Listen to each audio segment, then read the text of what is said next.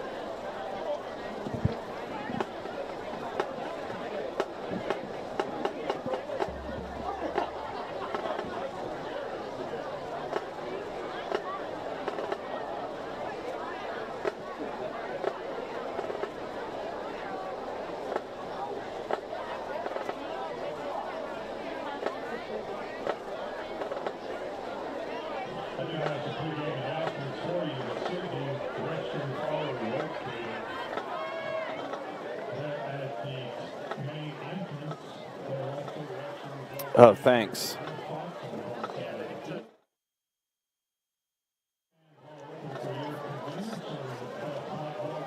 Do you have anything on?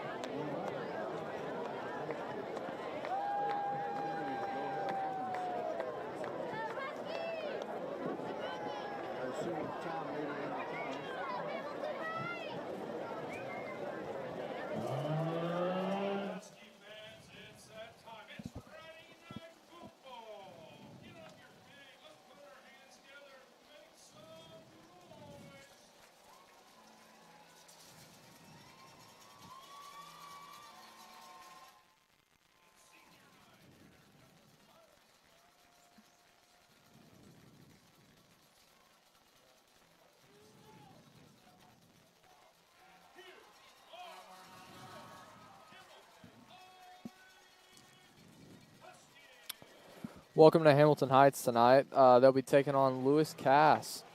I'm in the booth here with my partner, Tim Gray. Hi, and you are? Colin Coon. Nice to have you tonight. Yeah, we're fired up for a good game tonight, Colin. Yeah, it's senior night here for the Huskies, so the seniors are looking to get one last one at home. Yeah, absolutely. At home this year, I believe we played pretty well.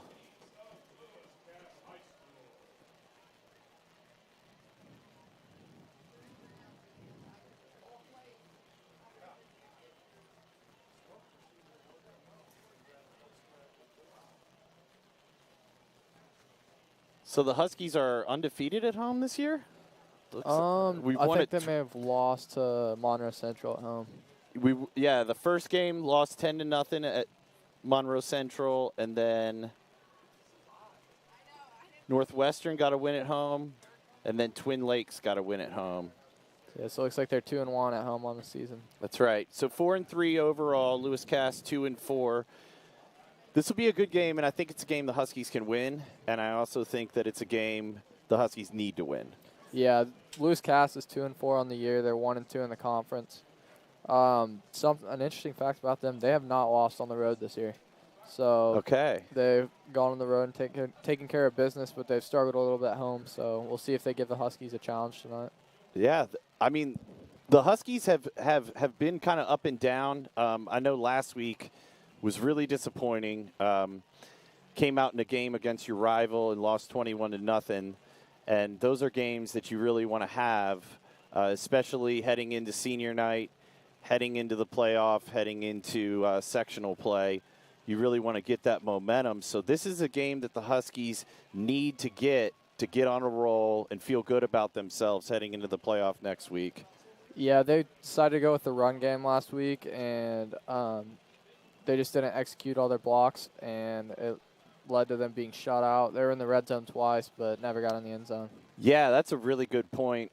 Opening the game, I think they had an 11 or 12 play drive, got deep into Tipton's red zone near the 5-yard line, got to 4th down and goal, and just didn't execute when they really needed to.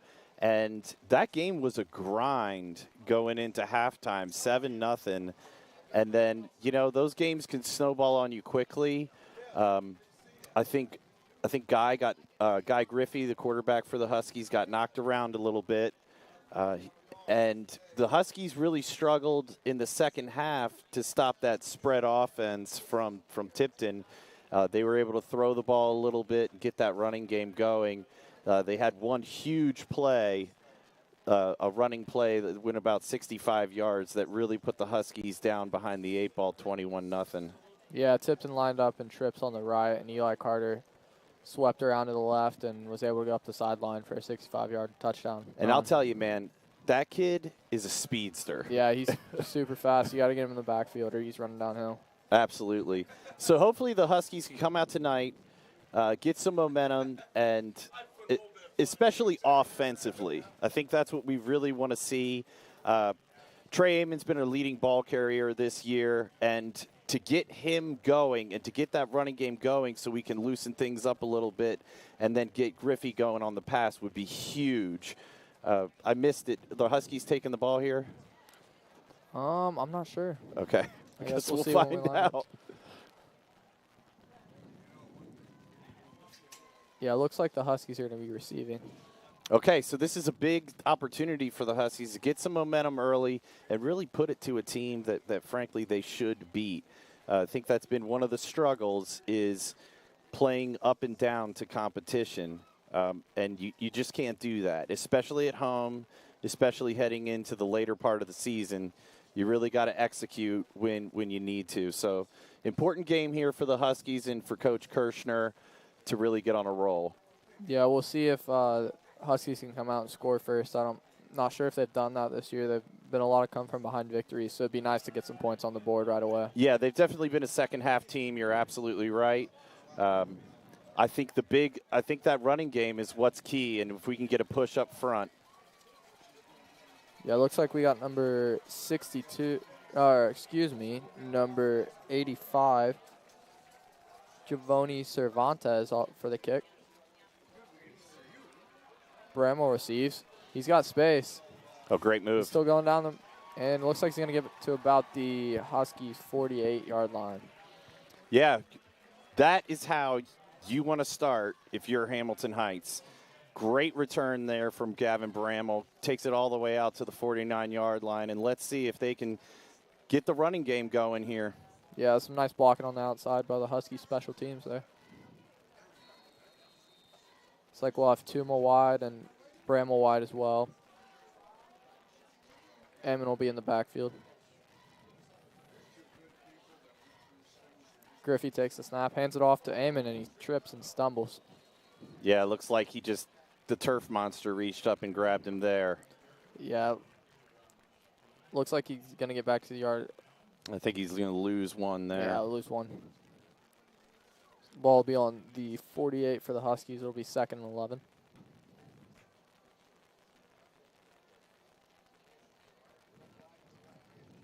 Looks like we got 4 flat here.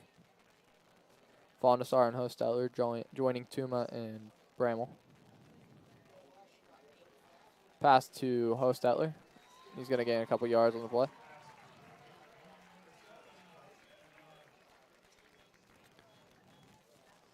Looks like Cass came out in a zone there, and Griffey just checked it down to his hot route. I think if he had gotten a little bit of time, he would have found somebody open there. Let's see if the same thing happens here. Huskies going with the spread early. Yeah, trips to the right here for the Huskies. Looks like it's going to be another pass play, but we'll see.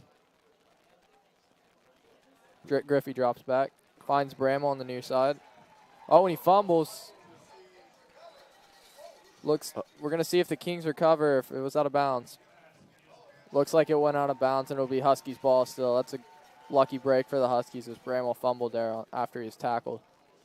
Yeah, Cass coming out and sitting in that zone again, and then Bramall just went out, ran a little curl, and sat in it. Got to hold on to the ball there, though. That was a lucky break for the Huskies for that one to flow out of bounds there. Yeah, I don't know if you can see it or not, but it looks like Bramall's right hand is wrapped up. He injured it last week against Tipton, so we'll see if ball security is going to be an issue for him. Got nobody over the top on him here. Hand off to Amon. He bounces outside. Looks like he's going to get about 5 yards. Amon's just a really consistent ball carrier. And that is the route, that is the play that the Huskies need, is off tackle. So when we can get the edge like that, that's when we excel. That's when the Huskies excel in the running game. Running between the tackles struggled a little bit. Amon, the leading ball carrier, was 656 yards coming into this game, and Griffey closing in on a 1,000-yard season. Yeah, when Amon gets space, he's really an elusive runner and can make a move and get down the field. Griffey in the backfield with Amon. Takes the snap, drops back to throw. He's looking for Hosteller, and he's got it. Tackle made by number 24, Cade Ingram for the Kings. So the Huskies content to hit that little flat route when Cass is dropping back into that zone. I really think that will eventually lead to some shots over the top. Yeah, wonder if they're looking for him to bite there and beat him over the top. That'll be a Husky first down. So they're going to have the ball on the 24-yard line. 1st and 10 here.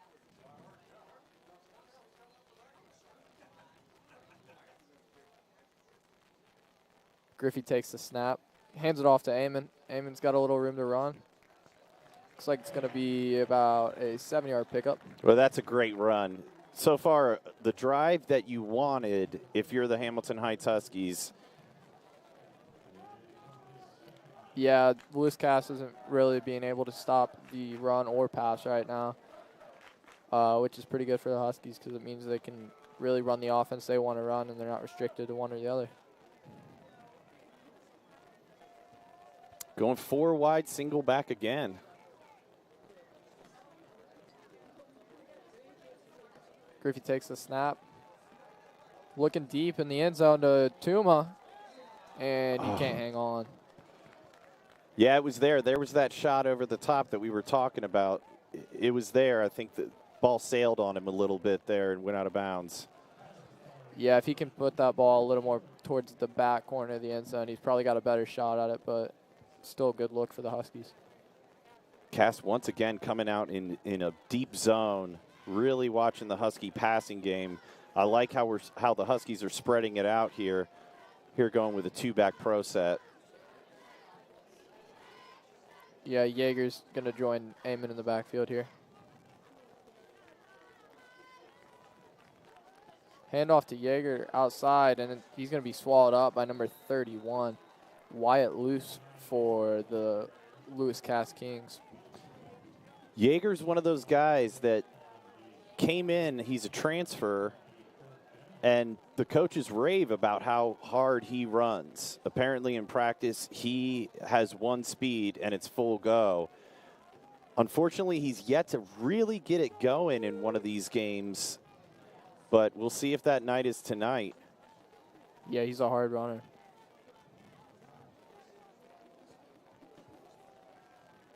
Griffey takes the snap. It's kind of low. Looking for Tuma on the outside, but he slips on the grass. Yeah, Tuma really upset there. I think he knows he had it. He sat in the zone, and it was there. It was going to be a little high and outside, but I think he could have made that play. So that drive stalls. Unfortunately, you moved the ball quite a bit down to the 19-yard line, but you just fell short a little bit. And let's see if that defense can come out and get a stop here. Yeah, Tuma would have had a first down there if he wouldn't have slipped. So it's a little unfortunate luck for the Huskies, but we'll see what their defense can do now. I think look for the Huskies to fire Hostetler a lot tonight. He is a guy who has been living in the opponent's backfield. Look at this set that Cass is coming out in. Everybody on the line. And it's not going to matter. The Huskies are going to get him in the backfield right away. They had everyone on the line for that handoff there. And I wonder if that's their offense. I don't know much about them. There's not a lot of film. There's not a lot of statistics out there on this team. This could be a part of their offense, is just to go with a big set like that every time.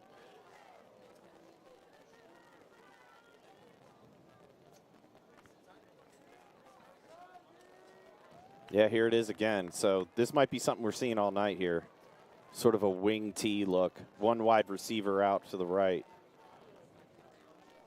Now he comes in motion. Looks like the QB kept the ball there. Not much there either. Yeah, this might be a struggle for you, Colin, as a game of who's got the football here. Yeah.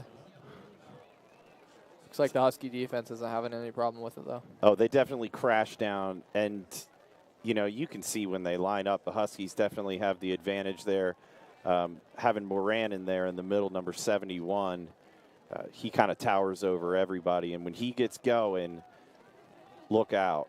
Yeah, Luke Sigler in there, too. He just squatted 500 pounds the other day, so he's going to get in there as well. He squatted 500 pounds? Yep. Oh. QB rolls out wide. And it's going to be caught by number 12, Luke Davis. Boy, number 14, Vincent Harley, you got to turn around and find the football there. Chasing the wide receiver and just staring down the wide receiver, did not turn around and locate the ball. The wide receiver did. Ran a great route and came back on it, and I think that's one the Huskies had covered, but by not finding the football, you allowed the wide receiver to make a play on it. Yeah, it was a not very strong pass by Hillis, but it did the job.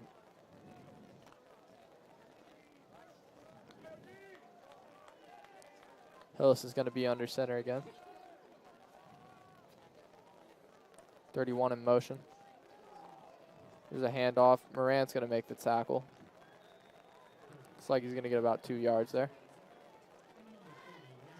Yeah, once again, Morant making that play in the middle. I think this is what we're going to see from this Cass offense, is they're going to be happy with 2 and 3 yards and wearing out that Husky defense.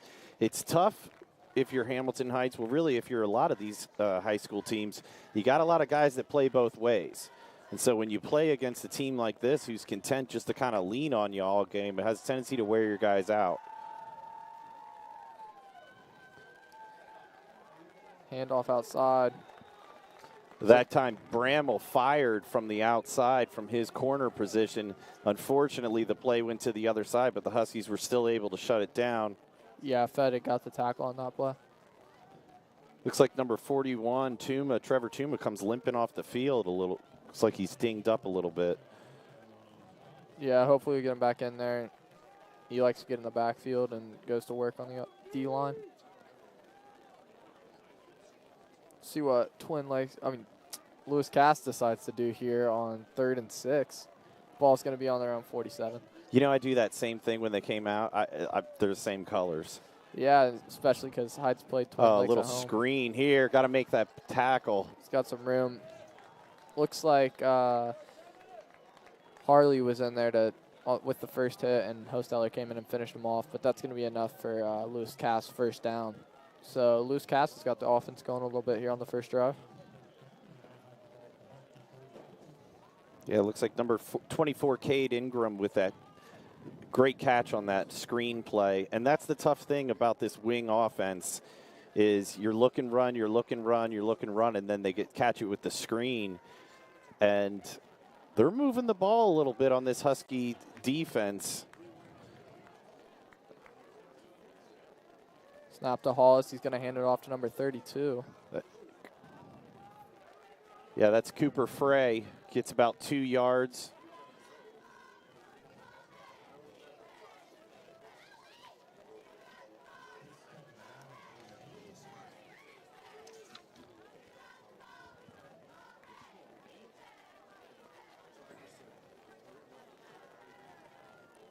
Lewis Cass is only averaging about 10 points a game this year, so see if the Huskies continue a streak of holding their opponents to low scores.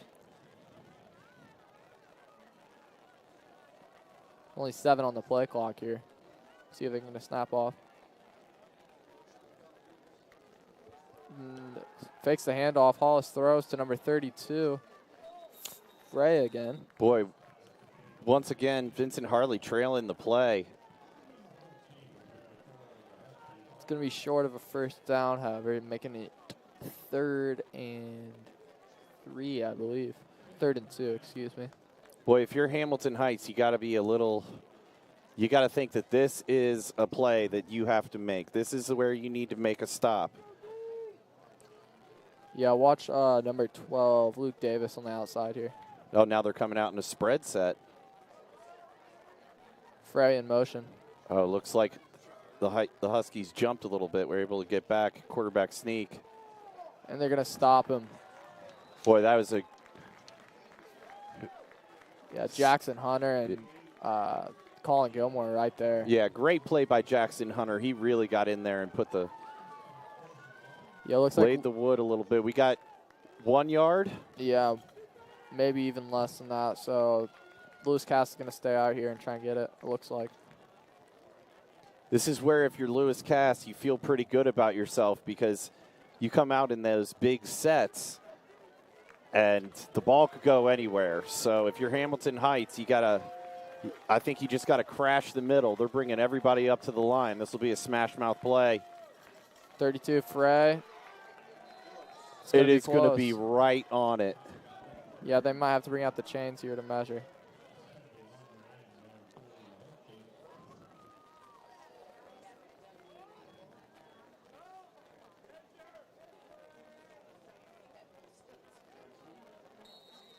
Yeah, they're going to bring the chains out. Boy, that is super close. And I think the officials did a pretty good job of spotting that ball because it was dead on. Yeah, it was right there.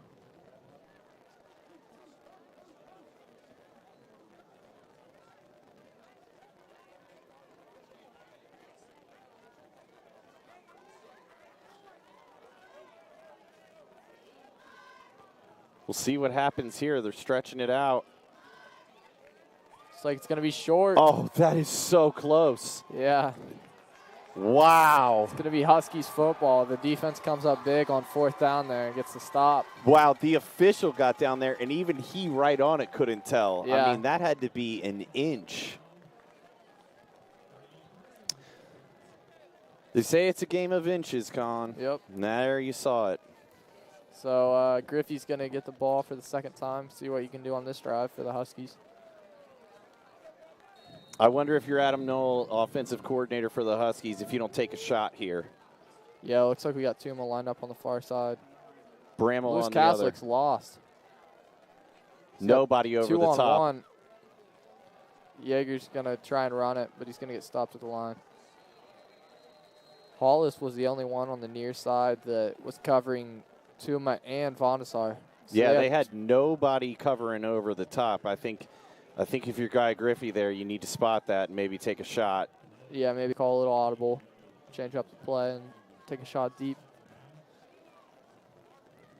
Looks like Yeager did get back to the line of scrimmage, however, so it's going to be 2nd and 10 for the Huskies.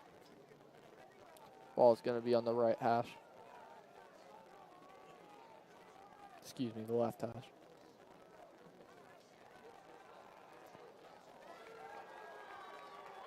Pass caught there by number 7, Harrison Hostetler. It's his 2nd or 3rd catch of the night. Yeah, great route there by Harrison Hostetler. Good job running out there in the flat, turning his body, getting upfield. And looks like, again, it's going to be right on the numbers and the official pointing for a Husky first down. So they're going to move the chains again. Ball is going to be on the Husky 43-yard line.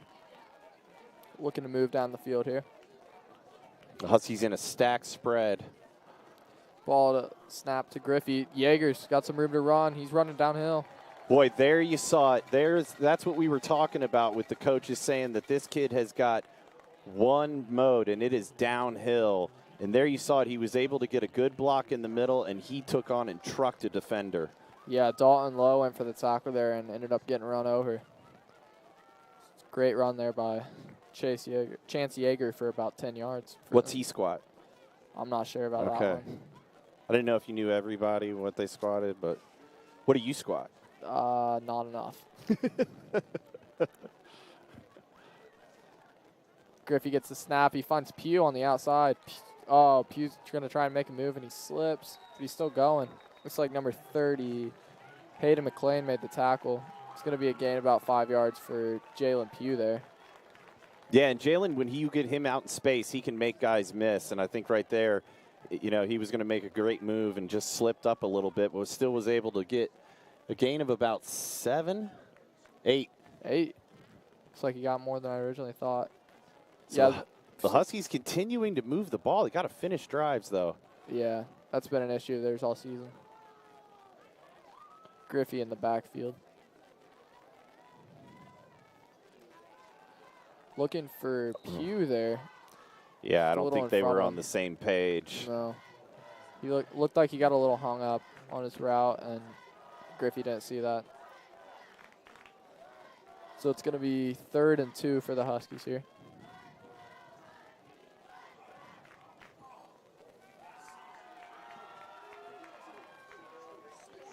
Yeager in the backfield, I would say look for him to get the ball here. And I think Cass is thinking the same thing. Those backers are creeping up on the line. Fake handoff. Griffey's going to keep it himself, make a few moves. That's going to be a first down for the Huskies. A little athleticism there from Griffey. Yeah, great run by Griffey. You almost wonder if that was designed or if he went to hand off the ball and Yeager wasn't looking for it. But either way, great run there from Guy Griffey. Yeah, I'm not sure. We've definitely seen a few scrambles that weren't by design from Griffey this year, but that one looked almost like it was.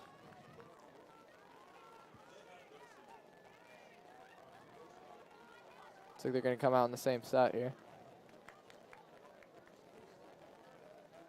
1st and 10 for the Huskies on the Kings. Oh, got a hole. Got a hole. Got a hole. Can't stay on his feet, though. Number 11, Hollis, brings him down. It's a great run there by Eamon. Found some space, and it's going to bring the Huskies down to about the 10-yard line, it looks like. Yeah, a little momentum for this offense. This is the exact position you've been in, though, time and time again. You got to finish this drive if you're the Hamilton Heights Huskies. Yeah, that's going to be the end of the first quarter, but the Huskies are in the red zone and looking to score here, so hopefully they get the job done. It's not a bad first quarter for the Huskies, but they're still looking to put some points on the board.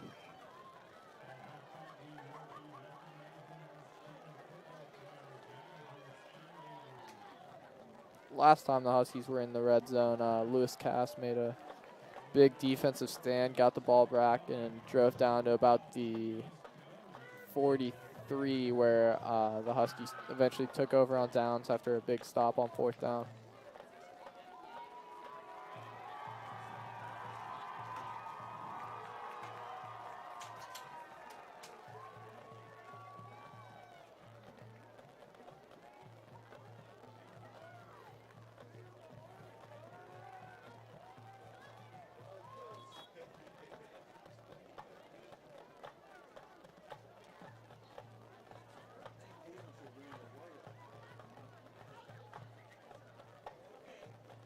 Looks like they spotted the ball on the 11-yard line, so it'll be 1st and 10 for the Huskies.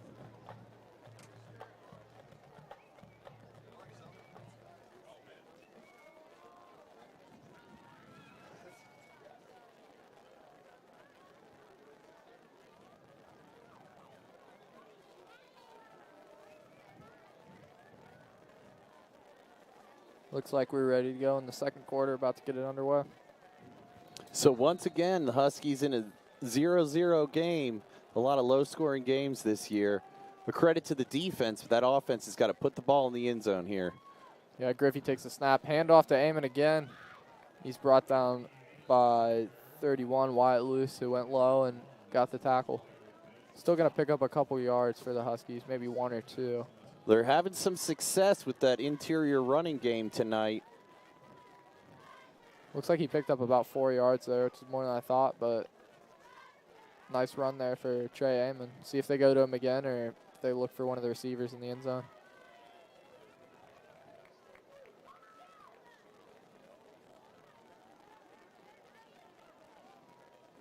Snap to Griffey, fakes the handoff, finds Cooper Vonasar. Can he get it in? Touchdown. Great.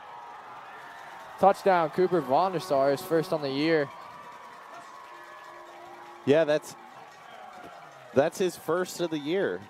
That's really cool. And those guys have played together for a long time, so that's really cool to see Vonasar get into the end zone there. I think it was great play design, too, because everybody was looking for Amon to take the ball, play action, and then quick throw to the outside, and he was able to scoot into the end zone. Yeah, nice block by Toom on the outside as well. Vonasar basically just walk into the end zone. So that's Griffey's 11th touchdown pass of the year. Here's the PAT. So the great job there by the Huskies to get it into the end zone, and that's exactly what you wanted to do. Hopefully the defense can come out here and get another big stop. Yeah, PAT good there. That's been an issue as well. There have been some missed field goals and missed extra points, so it's good to see the Huskies put that one through. Never want to be chasing points, especially in the first half.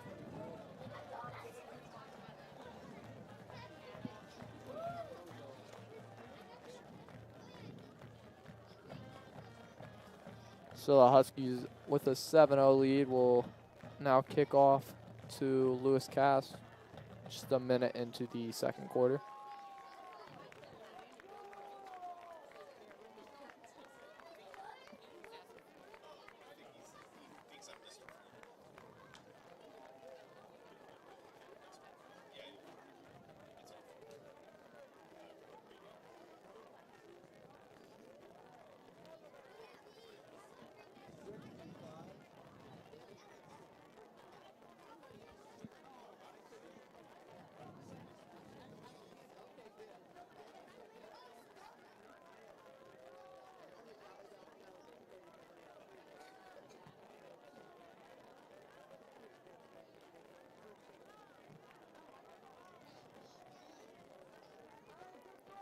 Michael Lecker out to take the kickoff for the Huskies here.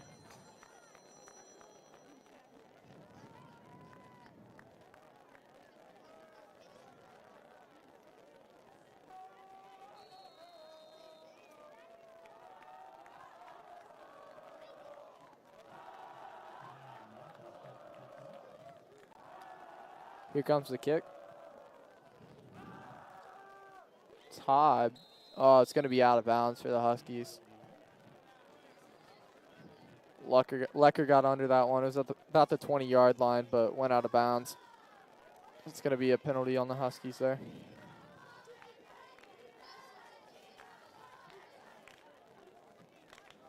So Lewis Cass is going to get the ball back here. Last time they had the ball, the Huskies stopped them and went down to score a touchdown. So looks like Lewis Cass is electing for the Huskies to re-kick. So we'll see if Lecker can have a little more luck here.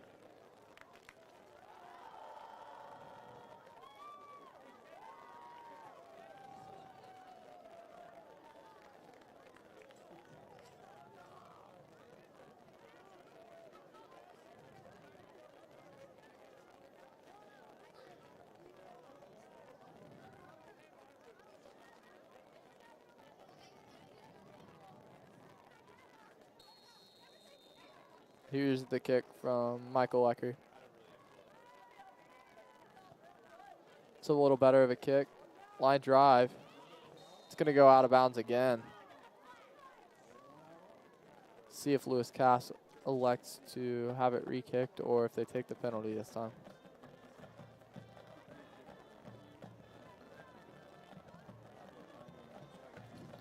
Going to be another kick, and he's going to be kicking from the 30 this time. We'll move back 10 yards from 2 out-of-bounds kicks.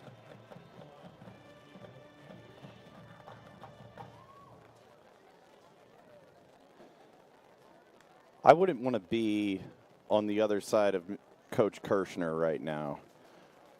Yeah, no, it's just two unnecessary mistakes. After the first one, you just got to kick it in the middle of the field so it doesn't go out of bounds again. Now you're kicking from deep in your own territory on the kickoff. There you go. Yeah, that's a high tumbling kick. It's going to stay in bounds this time. Oh, handed it off, fumble. Oh. Charles Brown's right there to knock number 12, Luke Davis, to the ground after the ball was handed off to him. Looks like it was a little trickery there from Lewis Cass, but it didn't work out for him. Don't see that too often and at any level, but they must have saw something they liked. Yeah, that's a dangerous play for sure. You definitely don't want to hand that off.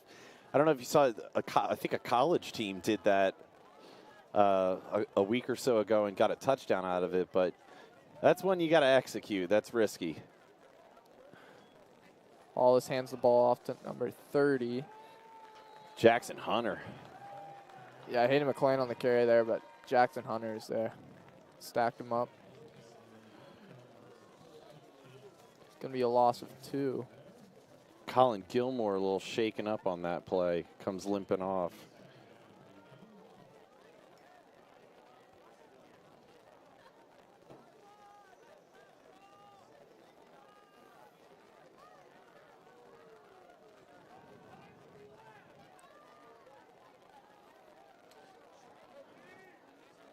Snap to Hollis, a little high.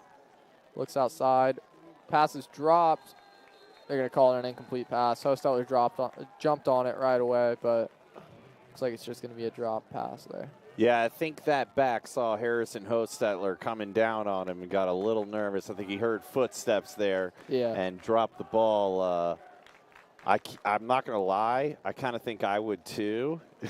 Yeah, kind of setting your back up for failure there. Yeah. Really hanging him up to dry. Looks like Cass with a little confusion on the substitution. 10 seconds to go on the play clock. They're really going to have to hurry. I wouldn't be shocked to see a timeout here.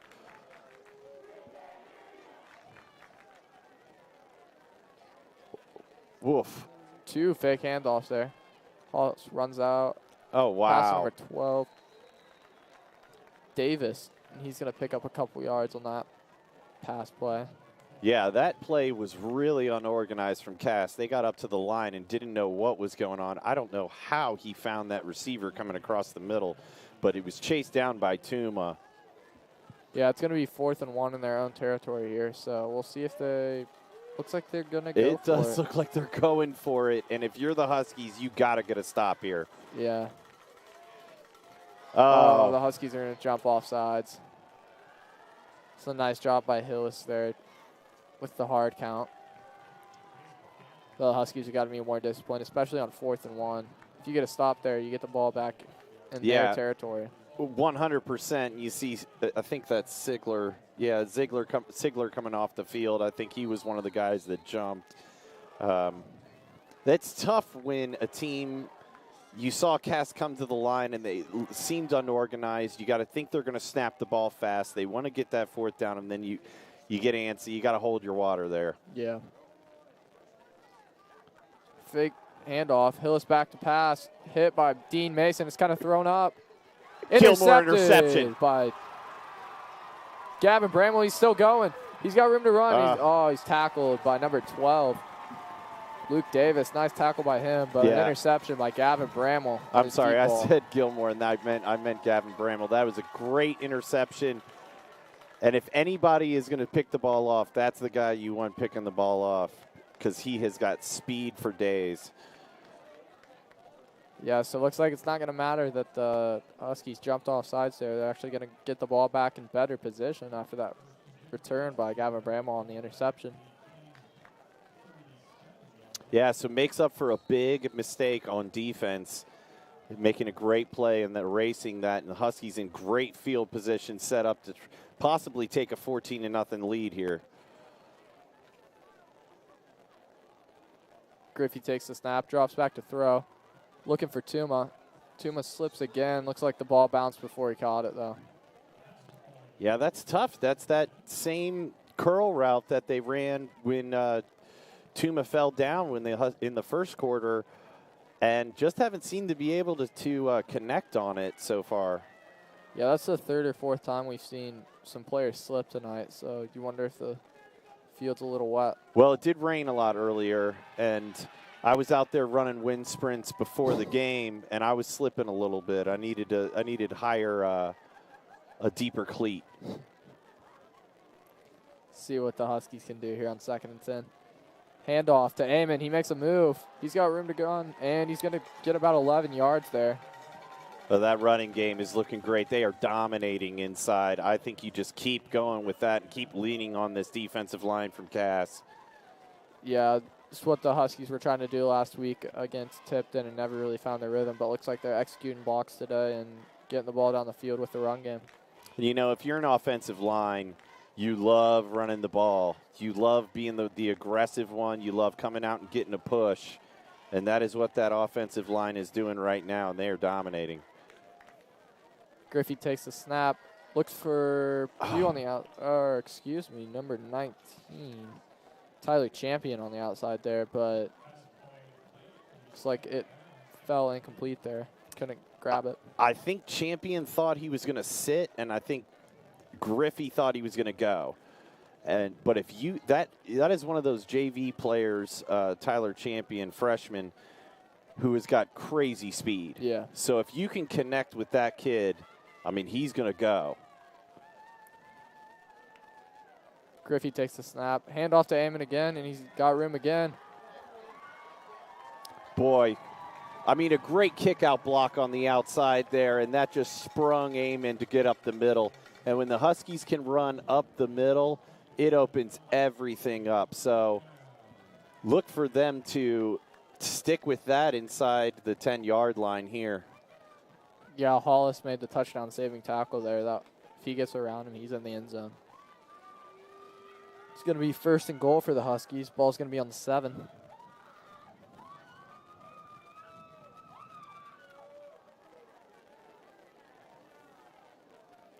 Griffey takes a snap. Handoff to Amon, and he's going to be in the end zone. Touchdown, Huskies.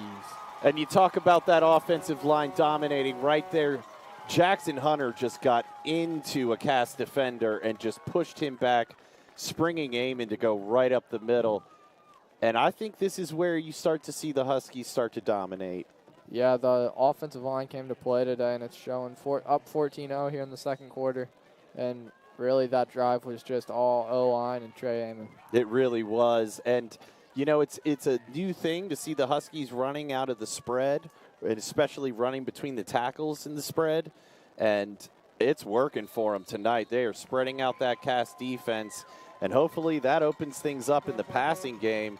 So great execution there from the Huskies.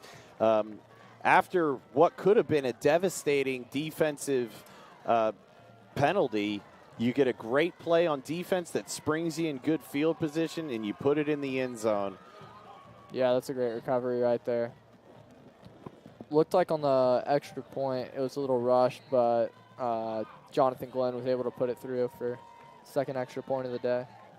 And, you know, the Husky kicking game is one of the better kicking games you see in high school football. It was a little weird to see those two kicks out of bounds. Haven't really had that all this year. Yeah. So let's see what happens here on this kickoff. Hopefully a little better execution. Yeah, on the last kickoff, it was Michael Lecker, so we'll see if he goes back out there or if Glenn takes the kickoff. Glenn's been taking the kickoffs the entire year, so see what they decide to do here. So you're a soccer player, Colin. Yeah. You ever kick football? I'm not. You've never, would you ever get in there and kick? I mean, I might, but never tried it. What do you play in soccer? What position? Pretty much everywhere, but this year I played center D.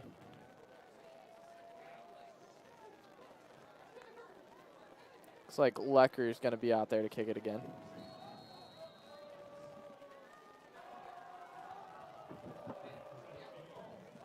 Another high kick. It's going to stay in bounds this time. Fumbled. And it's going to go out of bounds. Number 24. Cade Ingram muffed the kick there. So that's 2 straight times on kickoffs where they put the ball dangerously on the ground. Yeah. Somehow they've kept it both times, though.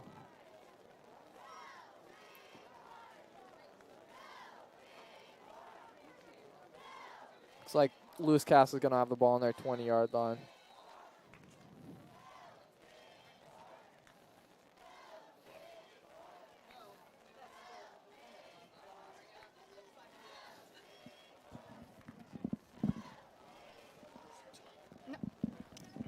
Hollis takes the snap, drops back,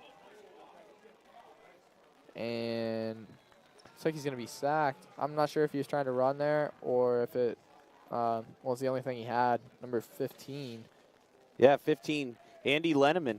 Yeah, he was there on the tackle. Bramwell was in pursuit, but there was a nice block in the backfield that stopped him from getting to the QB. Andy Lenneman, another senior here on senior night, making a great play for the Huskies. That's awesome.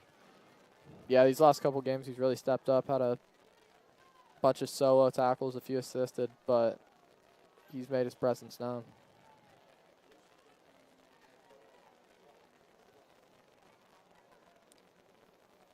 Boy, nobody over the top. Huskies getting aggressive. Number 31. Oh, he drops the pass. You know, and that's something you're seeing from Bramwell now. I mean, you make a great play down here, and you just get a world of confidence. And you saw him shoot. That wide receiver could not handle him. He is a big body that's coming in to make plays on offense and on defense. It's great to see. Yeah, even if he makes that catch, he's not going anywhere because Bramwell's right there. It's going to be 3rd and 13 for the Kings on their own 17.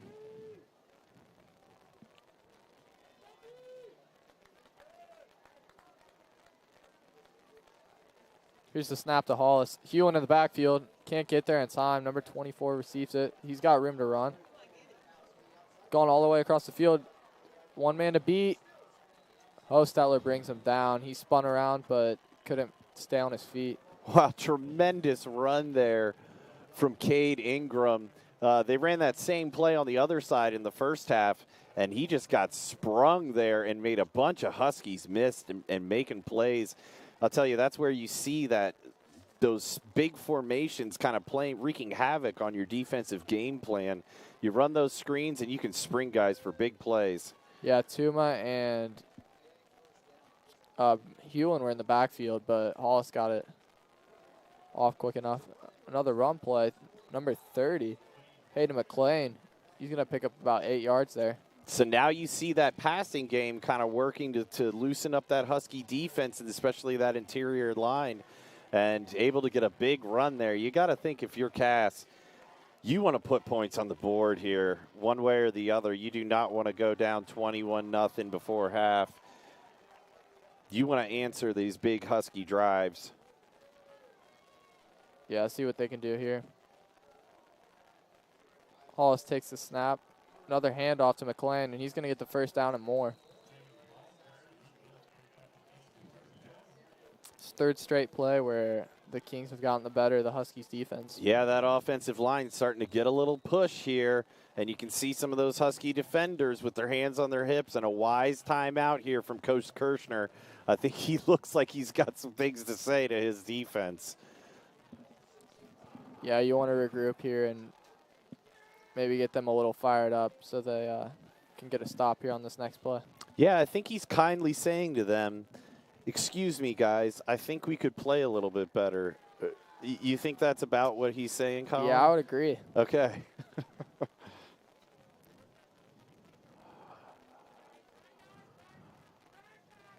He knows these guys can he knows these guys' potential, and he wants them to be there all the time, so he's trying to get the best out of them that he can.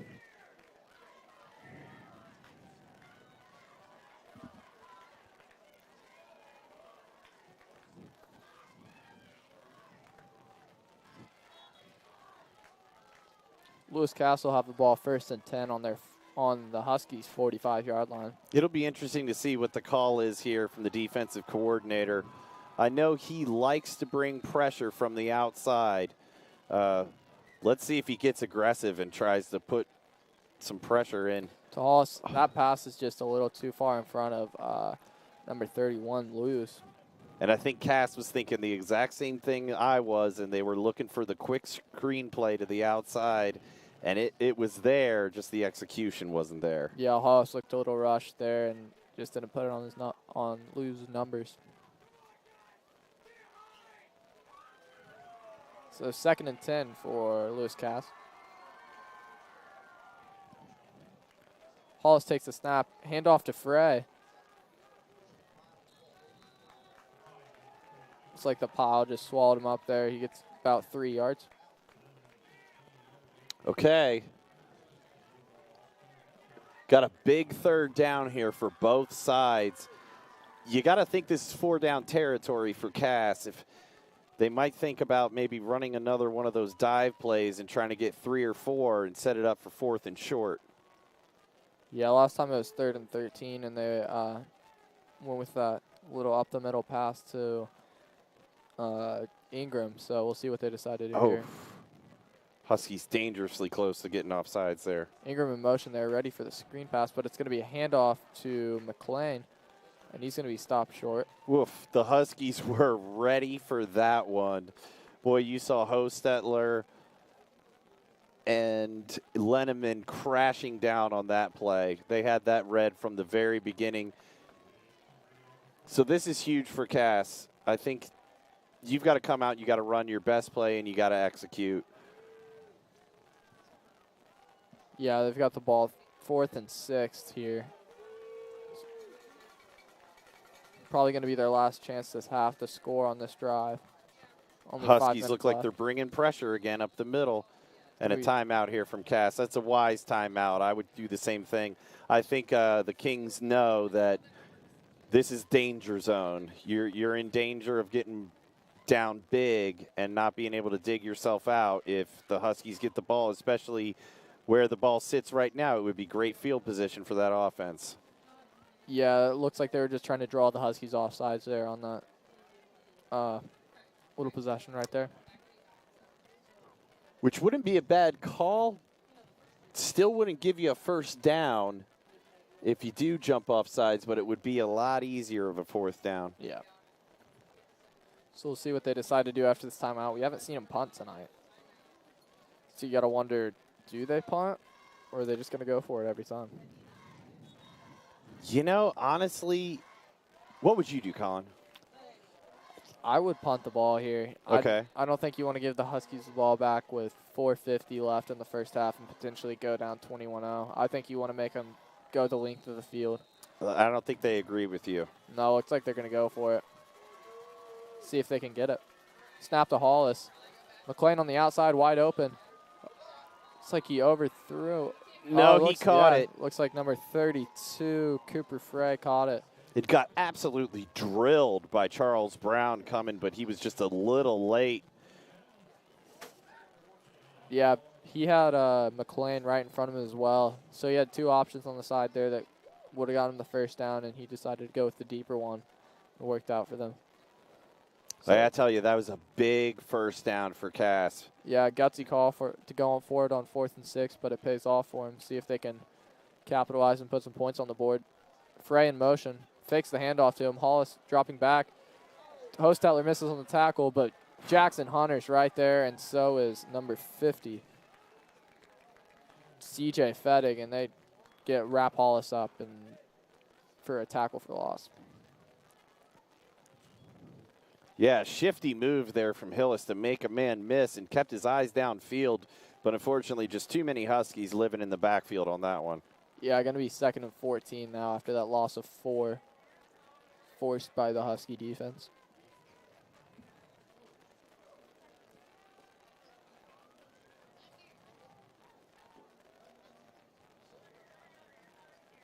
Hillis takes the snap, looking for McLean on the outside, and it's caught. Looks like he's going to barely get back to the line of scrimmage. My goodness, that was a dangerous pass. Yeah. Linneman was right there. Hostetler was right there, but somehow he threaded the needle. You got to think if you're Cass's coach, Hillis, you might want to just throw that one away, throw it into the stands because that was dangerous. And now you've got a long 3rd down here You wonder if they're going to go back to that screen game that's been so successful to them. It's going to be 3rd and 12 here.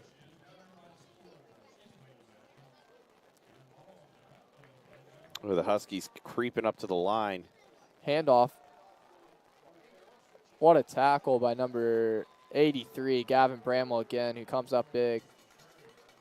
Yeah, that was student body left, and they just didn't get the key blocks that they needed blown up there by Gavin Bramwell. So that's going to make it 4th and 10. Boy, you wonder if Cass just doesn't have a punter. Yeah, because this would be prime punting territory. You got to think 4th and 10. Hillis takes the snap. Oh, no, he doesn't. Not snapped yet. So a little check with me. Good timeout here from Cass. Yeah, if you're the Huskies, you got to make sure not to jump off sides, give him a gift on 4th down and move him up 5 yards, 4th and 5. Wouldn't be the end of the world, but definitely makes it easier. Yeah, there's a big difference between 4th and 10 and 4th and 5. A lot fewer options open to you. I think if you're the Huskies, you just want to keep everything in front of you and can't let those option routes that you were talking about beat you. You got to keep those guys in front of you and make the play. Yeah, see if the Huskies defense can get another turnover on downs tonight.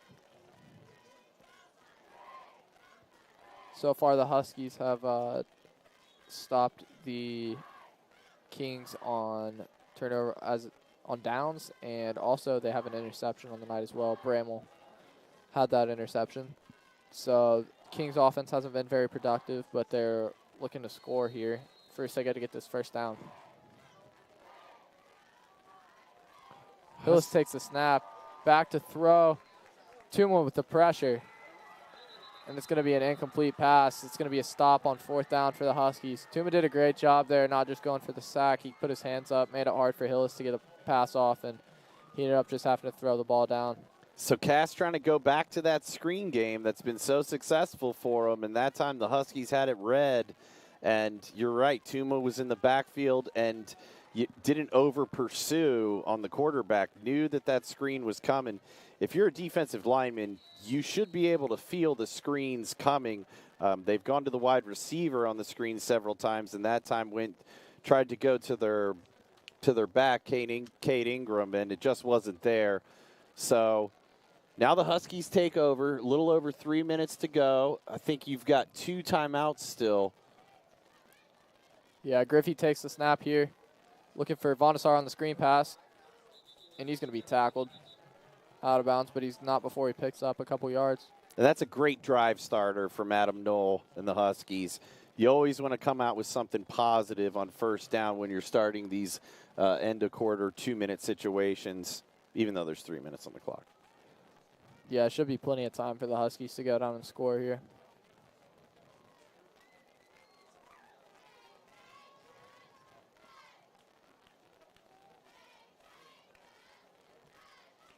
It's like they're going to go 4 flat here again. Yeager in the backfield. Snap to Griffey. He's going to keep it. Oh, and he's going to keep going. Oh, you want to talk about an offensive line that is dominating. I mean, to have a quarterback sneak get you, what, 10 yards there? At least. And Fettig just pushed them the whole way, and Griffey just went for a little ride there. And I mean, they are seriously feeling good about themselves, and why not? I would keep letting that offensive line push. Looks for wow. Vonasar on the outside there. Oh, Griffey acted like he was going to scramble there. Ended up passing it to Vonasar, but a little too far in front of him. Boy, that was a bizarre-looking play. It almost seemed like neither team knew what was coming there. Yeah, looked like Huskies were looking for this little screen pass to Vonasar. The blocking wasn't there. Griffey didn't want to put him in a bad situation. Just became a busted play from there, trying to make something out of nothing. But so now the Huskies will have it on second down on the 47. Be 2nd and 10 for the Huskies.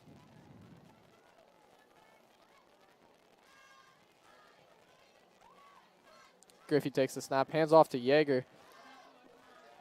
And Yeager's going to get about 6 yards, 7 yards there on the carry. Boy, but you see, after contact, he still got 2 or 3 yards, and it took 2 Kings to bring him down. I think that Yeager just needs a little time to develop, but he is a stud. Yeah, I think both Huskies backs do a great job of running through contact. Yeager's a junior, so he's going to be able to come back for his senior year and run the ball for the Huskies. Snap to Griffey. He drops back. Oh. Looking for Vondesar, and he's got it. Nice little toe tap there by Vondesar to stay in bounds. And great pass there from Guy Griffey. He was able to put that right on the money, read the zone defense from the Kings, and put it right on the corner.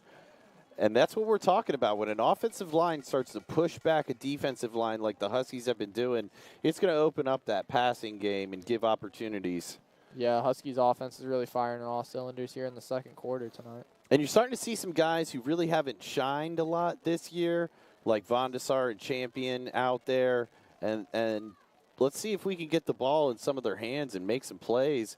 Vondesar with his first touchdown of the year. Let's see if we can get one to Champion now. Griffey takes the snap, drops back to throw.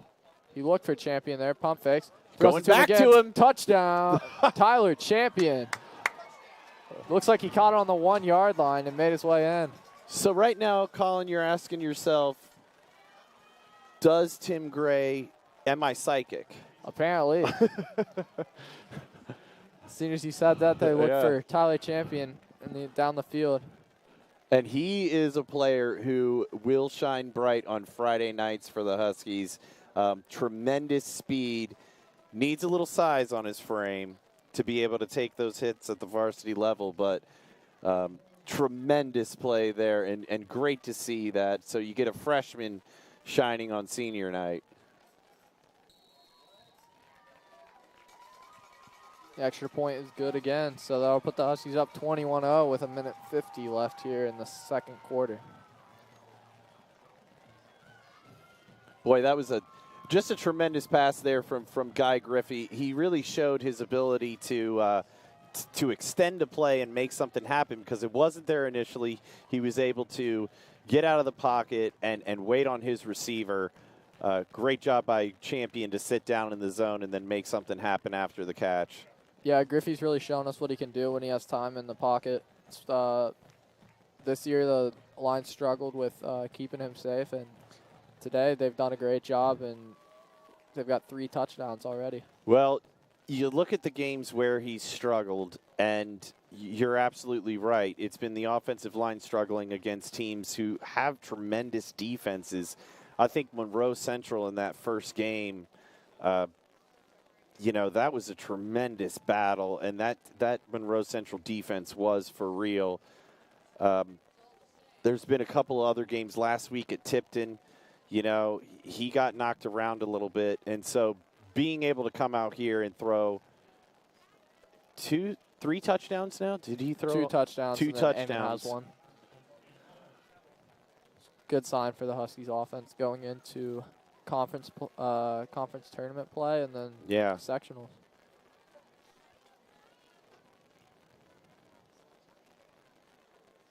Lecker is out to kick it off again.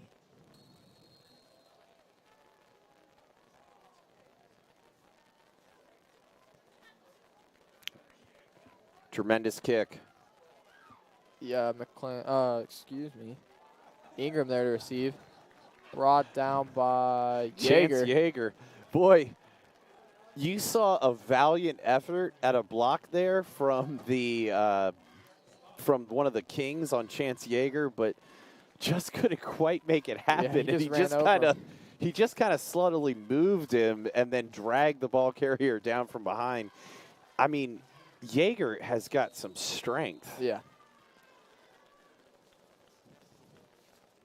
So Twin Lakes will have 1:42 here to drive down the field.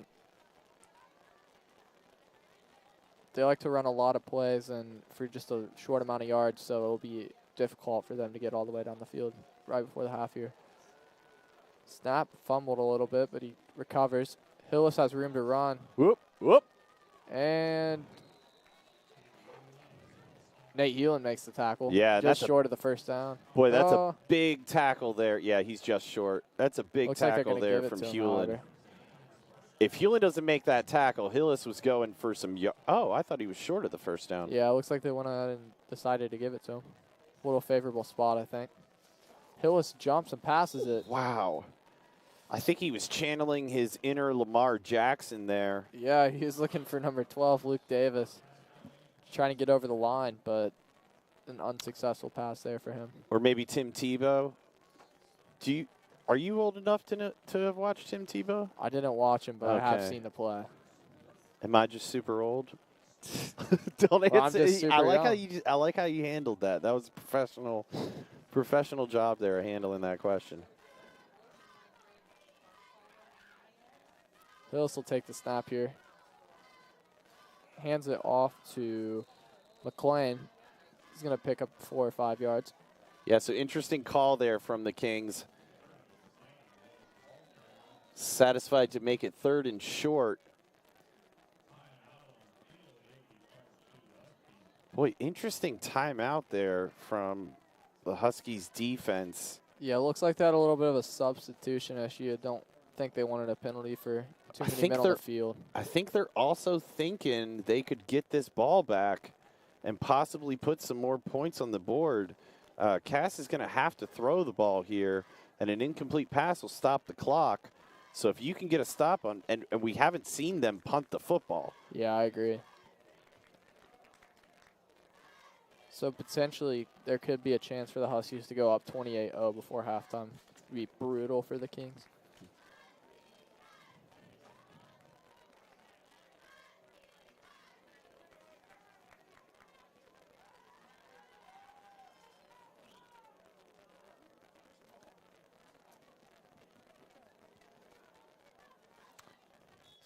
Have you ever, in playing soccer, have you ever been on the winning side of a blowout?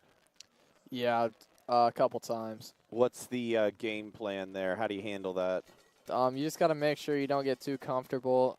Keep playing hard. You can have a little fun, but you just don't want to play down to their level, make bad habits. That's a tremendous answer. Whoa! Dean Mason. In the backfield looking to tackle Hillis, but it's going to be caught by number 24, Cade Ingram. Yeah, Ingram. Boy, I thought Mason was going to really bring the thunder there, and Hill is just able to get away from that one. But that great closing speed, and Huskies going to take their final timeout here. I think it's a good timeout. Again, Coach Kirshner being aggressive, saying, you know what, this is a game that we want to dominate on senior night, and we're going to take that timeout, and we're going to try to get the ball back with 50, maybe somewhere around a little over 40 seconds to go. Yeah, McLean just took a big hit there from Dean Mason. He just kind of blew through him on his way to the quarterback. Yeah. Boy, on both sides of the ball, the Huskies have been dominating on the lines, and when that happens, it makes it tough to do anything.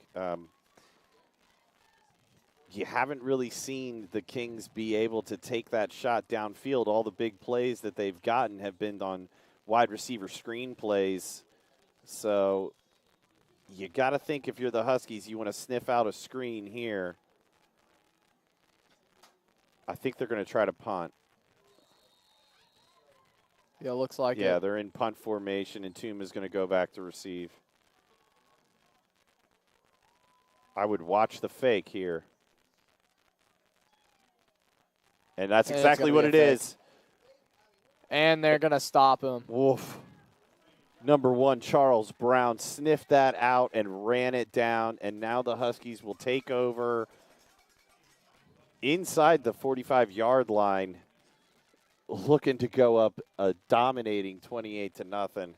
But a great job by the Huskies. I mean, I kind of think everybody in the stadium saw that one coming, though. Yeah, they haven't punted it all night, and then they decide to punt it with 50 seconds left in the first half. You got to be expecting the fake there. And the Huskies defense was, and they stopped it. Now they're going to have a chance to go up 28-0 before halftime.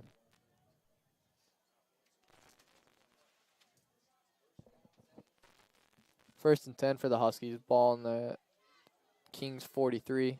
Griffey drops back to pass. Looking for Pugh, and he's got it. Ooh. Pugh takes a big hit.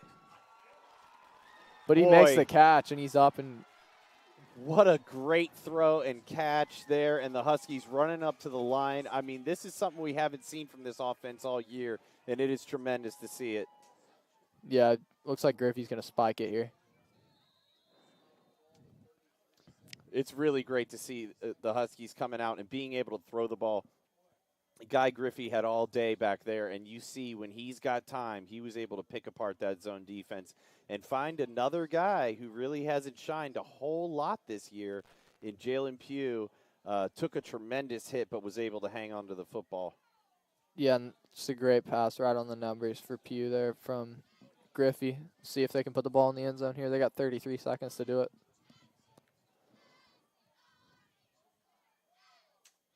Griffey takes a snap, fakes the handoff. Got to get rid of it. He's going to throw it out the back of the end zone. That's a good decision there by Griffey. Yeah, you said it. Excellent decision. Put it in a place where unless his wide receiver was going to make a great play on it, nobody else was going to make a play on it. And that's exactly what you want to do, live to see another down. Yeah, definitely don't want to take a sack there with under 40 seconds left and no timeouts left. Good decision by Griffey. So we'll see what they can do here with just under 30 seconds left here in the first half. They want to put one more in. See if they can do it. Be an interesting play call here. Fake handoff to Yeager again. Griffey's going to take it himself and scramble. He's still going. Oh, wow. Oh, that's a big hit. Oh, wow. I mean, that was a tremendous hit. Number 31 for Wyatt Luce laid the lumber on Griffey. Not only hung onto the football, but was able to get more yardage. And now the clock's winding. It's going going to be 4th down, though. They got the snap off. Throws to Bramall. He catches it. They're going to call offensive pass interference, though. There's a flag on the play. I'm not sure about that one. Well, I think when you get both arms extended like that, you know, and you called it right away. That was a great call, Colin. He definitely pushed off. It's a great catch, but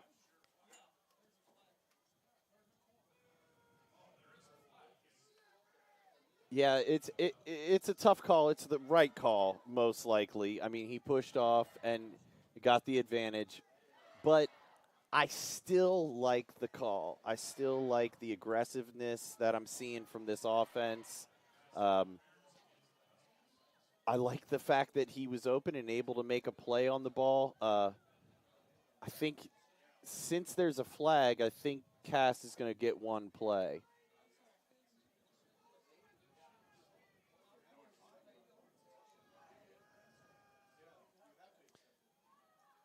Yeah, you can't decline that penalty. You have to accept it. So yeah, I think the Huskies make it an untimed down here. Okay. Because Griffey's still on the field. Okay, so you had to accept it.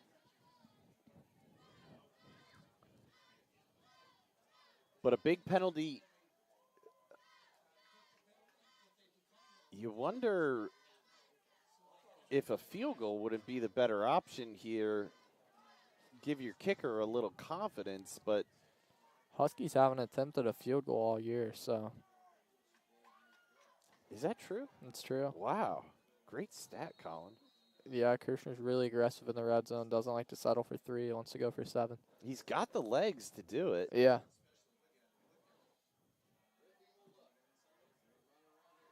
He's running around. You got to let it go. Oh, he throws him off. Pass to the end zone. Thrown up. Caught. Touchdown. Touchdown. Bramall. The Kings are signaling incomplete. The official hasn't given a signal yet, has he? Touchdown. Did you see an official signal? The official signaled to Kirshner down here on the near sideline as a touchdown.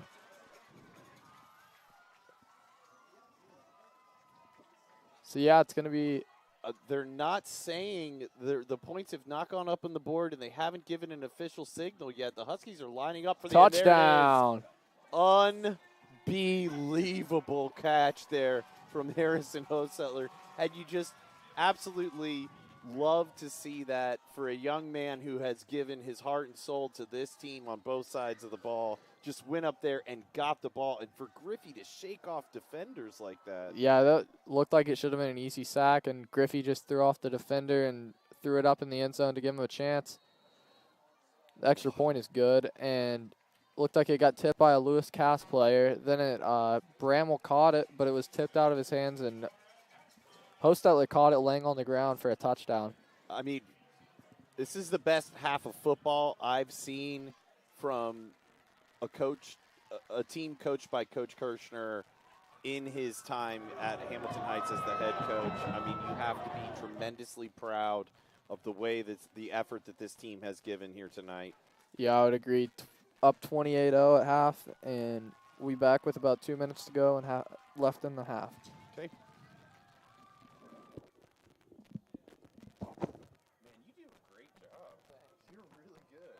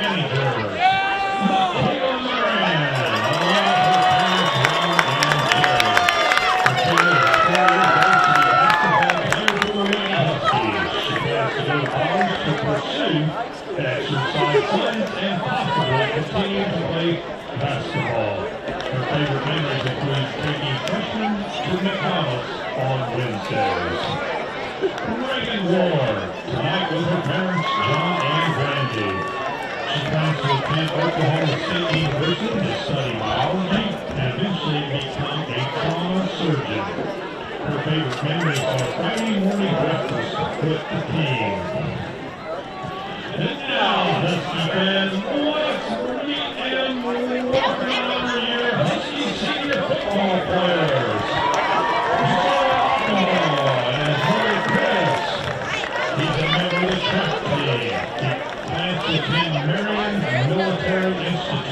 for a future career in the U.S. Army. His favorite high school memory is watching Coach Fisher get assaulted with water guns after a summer practice.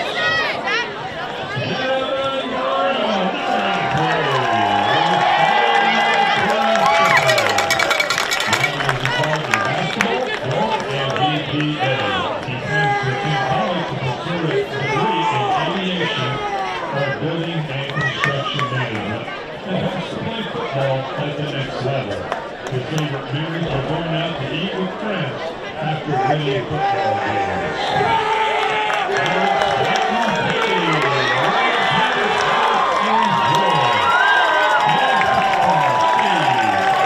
He plans to go to Southeast Lineman Training Center and work for Duke Energy. His best memories are after games with the other team members. Charles Brown. Charles is a member of the Husky wrestling team. After high school, he plans to pursue a career in nursing. His favorite high school memory was his junior year beating Western in overtime. C.J. Huddy. He's a member of PTA, Honor Society, and Key Club. He plans to attend Southeast Lineman Training School or study cybersecurity at Purdue Polytechnic. His favorite memories are many football practices in the rain. Jonathan Glenn, with his parents Jesse and Stacy. Jonathan is also a member of the Honor Society, a BPA state officer, a DCA chapter officer. He plans to attend IUPUI and major in business management and co-major in real estate. His favorite memory is walking 2 miles to In-N-Out Burger in California with friends during the BPA Nationals. Colin Gilmore. Played basketball for the Huskies. He's also involved in BPA and Honor Society. He plans to attend Indiana University to pursue a medical degree. Beating Western in overtime his junior year, his favorite high school memory. Mike Rappi. Mike is your student body president. He's also involved in the National Honor Society. He plans to attend a university to pursue a degree in civil engineering. His favorite memories are playing under the Friday Night Lights with the boys. Harrison Christopher.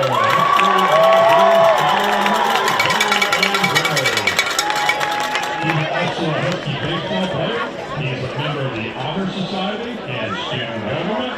He plans to study engineering at Purdue for Colorado School of Mines and develop technology for outdoor industry. His favorite memory is beating Western in overtime during the 2020 season. Nathaniel Hewlin. He also plays baseball. He's involved in student government and Honor Society. He plans after high school to attend college and pursue pre-med and play baseball. His favorite memory is beating Western in overtime in his junior season. Jackson Hunter. He plans to attend the Associated Builders and Contractors Apprenticeship School and obtain a plumbing license as well as an associate's degree from Vincennes University. His favorite memory is Western. Jake Jackson, along with parents Mike and Roxanne. Jack will be attending Kentucky Welding Institute to pursue a career in welding. His best memories are all the time he spent at John Hines Vocational School and the people he has met throughout their welding program. Michael Walker, his father Paul, and his aunt Diane. Michael is also a member of the top team. He plans to attend Marion University with a business degree and continue football career. In the arena, we're starting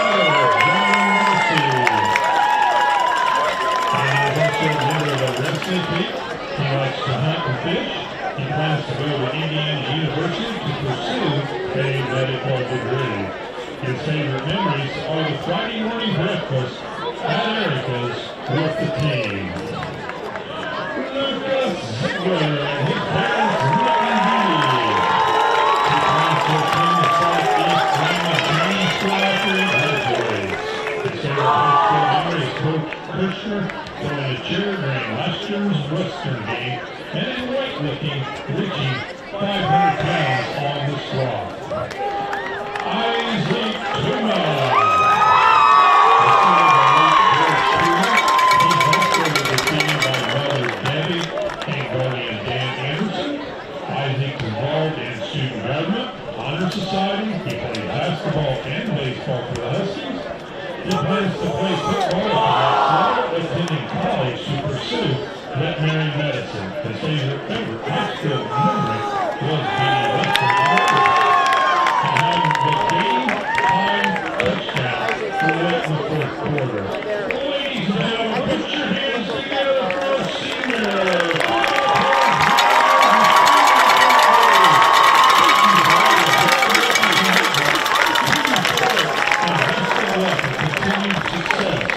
For the remainder of the season.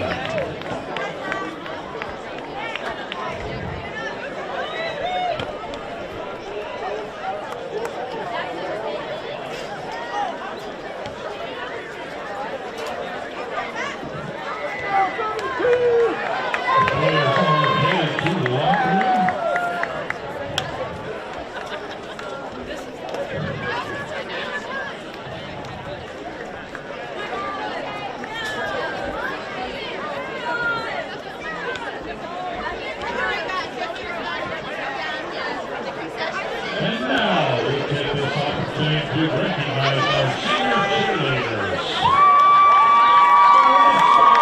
Molly Gregson, escorted by her parents, John and Sarah. While attending at the high school, was to marry John Hunter, Justine. Her first high school memories are getting dressed up for the school dances. Along with her parents, Thomas and Patricia, plans to go to college next fall to study pre-dentistry. Her favorite high school memory was being on the homecoming court with her sister Haley when she was a senior. Meanwhile, Jumbo and her mother and father, Jesse and Christina. Haley is a member of the Honor Society. Her post-high school plans are to attend Purdue University to study veterinary medicine. Her favorite memories are at cheer camp, drinking Purdue's chocolate milk. Faith Hill, along with parents Josh and Corey. Faith is the senior class president. She's involved in BPA, Spanish Club, Key Club, Bring Change to Mom Club. She's also involved in Pillars and Honor Society. She plans to pursue career and become a pediatric surgeon while continuing with her softball career. Her favorite memory is freshman set camp at Indiana University. Destiny Brown, escorted by parents Mike and Amanda. Destiny is also a member of BPA. She plans to attend Indiana University to pursue marketing and real estate. Her favorite memory is Celebrate 2019. Evelyn Laragra and her parents Dave and Ann. She's a member of the Honor Society, Key Club, and Bring Change to Mind. She plans to attend college to pursue a career in elementary education. Her favorite high school memories are cadet teaching for Mrs. Engel. Ella Maiden, along with her father and mother, Greg and Jennifer. She's a member of the Girls Tennis team. She plans to pursue a career in nursing after high school. Her favorite memories are watching the football games and dancing on the sidelines. Kenzie Matthews, with her parents Rick and Stacy.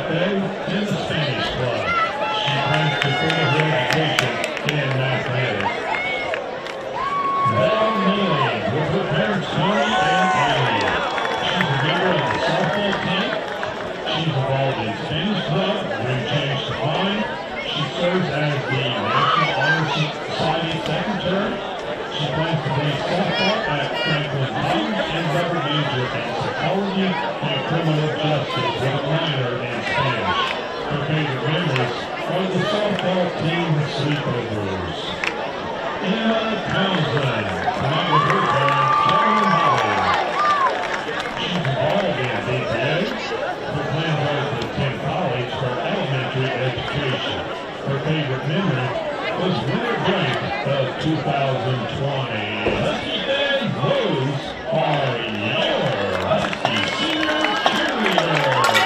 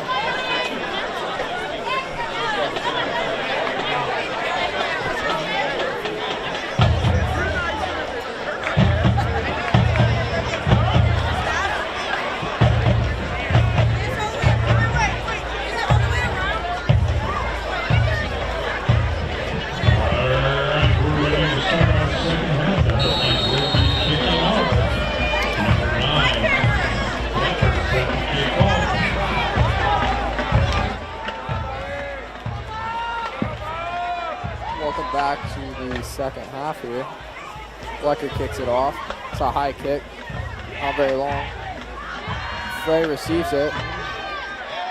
Still on his feet, and Charles Brown brings him down with the help of Jake Jackson.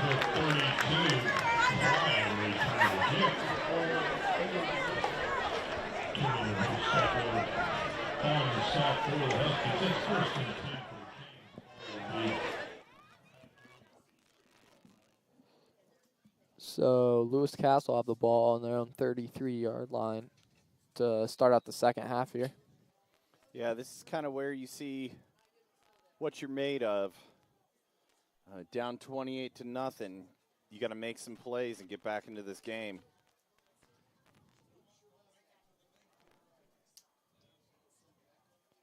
It's a handoff here. And he's just stacked up by the pile of Huskies there. Yeah, that's Luke Davis.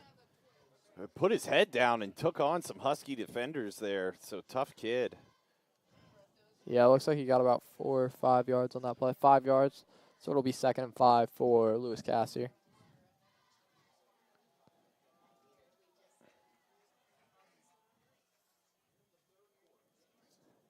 Hillis takes the snap, hands it off to McLean. He's going to get tripped up after about 2 steps.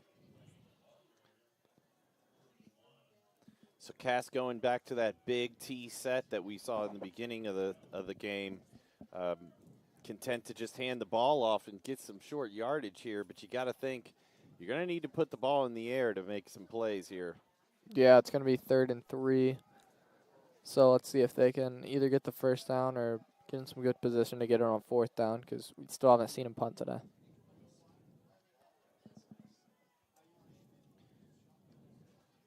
Snap here to Hillis, hands it off to the outside. Ingram, and he's stacked up. Vincent Harley and Andy Loneman both there, and looks like they're going to be short of the first down. Not by much. It's going to be real close. He got a key block out there to spring him, and I mean, you got to give it to these Cass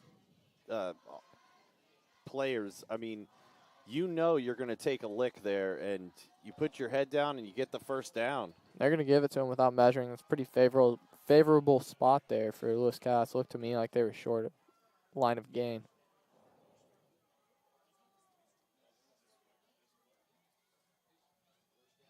Hillis takes the snap. Oh, and he got tackled by Dean Mason, but he was a little late. He'd already got the handoff off to, it's like, number 51, Eddie Prince.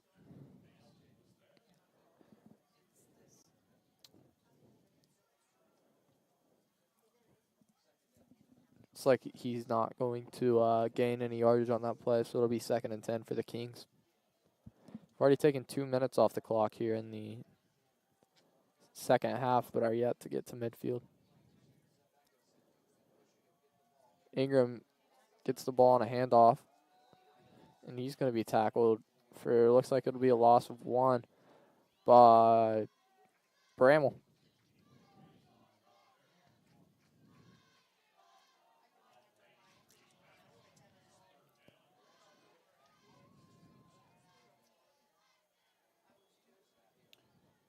Okay, 3rd down and long. I mean, you're going to need to put the ball in the air here. You can't dink and dunk this one. So you're going to have to drop back, and hopefully that offensive line can give you some time to make a play. Yeah, I haven't seen it much today, but it seems like they're going to be looking in the air here.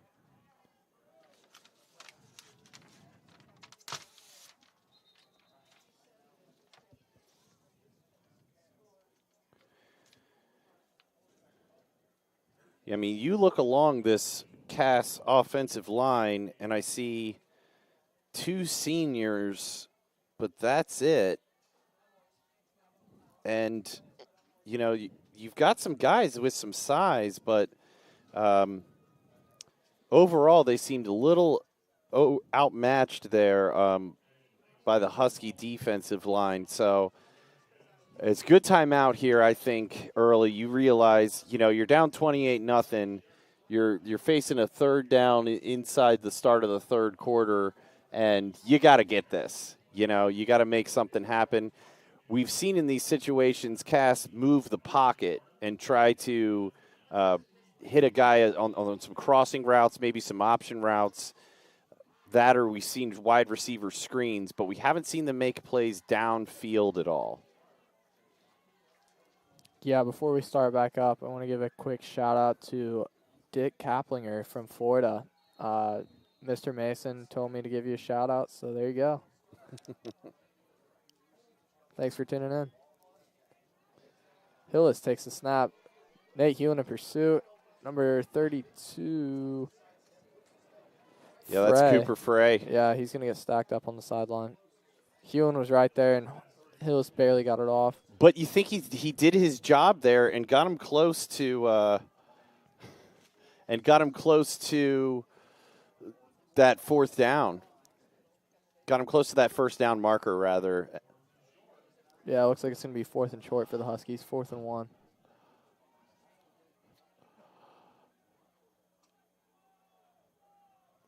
They're probably going to run the ball down the middle here, try and get a first down, if I had to guess. Trying to get him to jump off sides with the hard count. Can't do it. Handoff, and he's going to get it. Yeah.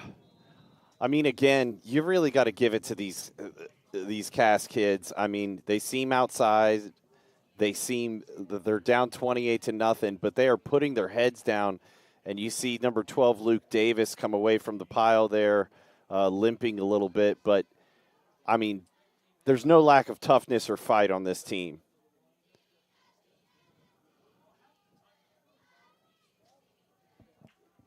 Yeah, it'll be 1st and 10 for Lewis Castle and the Huskies, 46 here. Hillis takes the snap. It's a low snap, fumbled a little bit. He picks it up, and he's going to get stuffed in the backfield. Yeah. Morant and Hostetler in the backfield, along with Gilmore.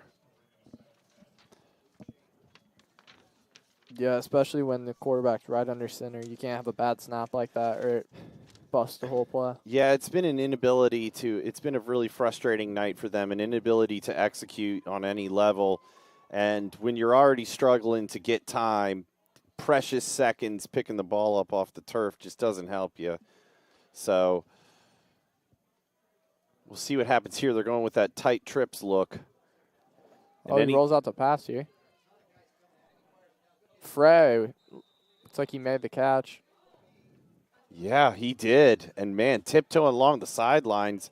Anytime they're going with that tight trips look, it's been a rollout to the near side, to whatever side that trips is, and they've gotten success out of it. Anytime you have trips, it makes it tough on a defense to because you get guys flowing in all different directions. It makes it tough to pick guys up.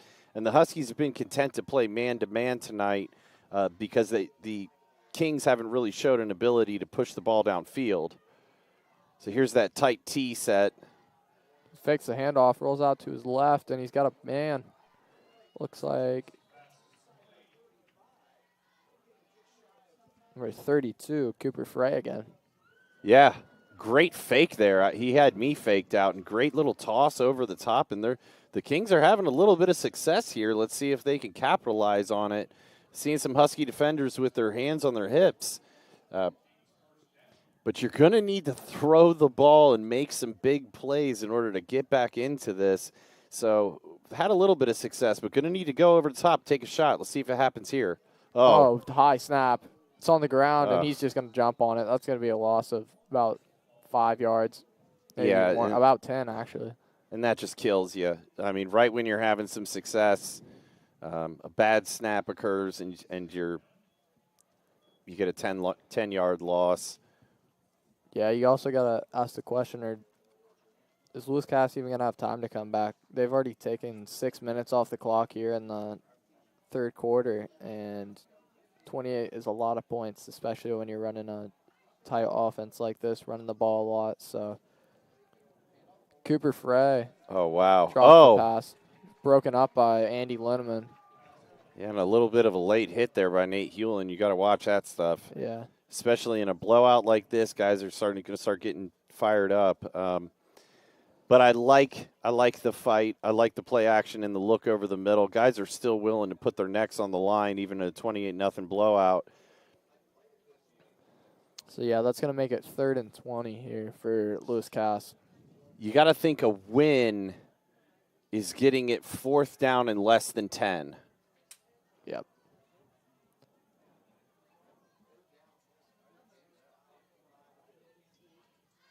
Handoff here to Ingram, and tackle made by number 7, Harrison Hostetler. And I'll tell you, that's a tremendous tackle, because if he doesn't make that tackle, I don't know who else was in front of him to make that tackle.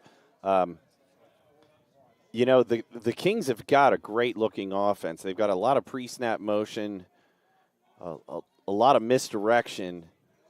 They just don't have the execution there. It's because no one picked up Harrison Hostetler, and you would think a guy that has been making plays in your backfield all night would be a priority.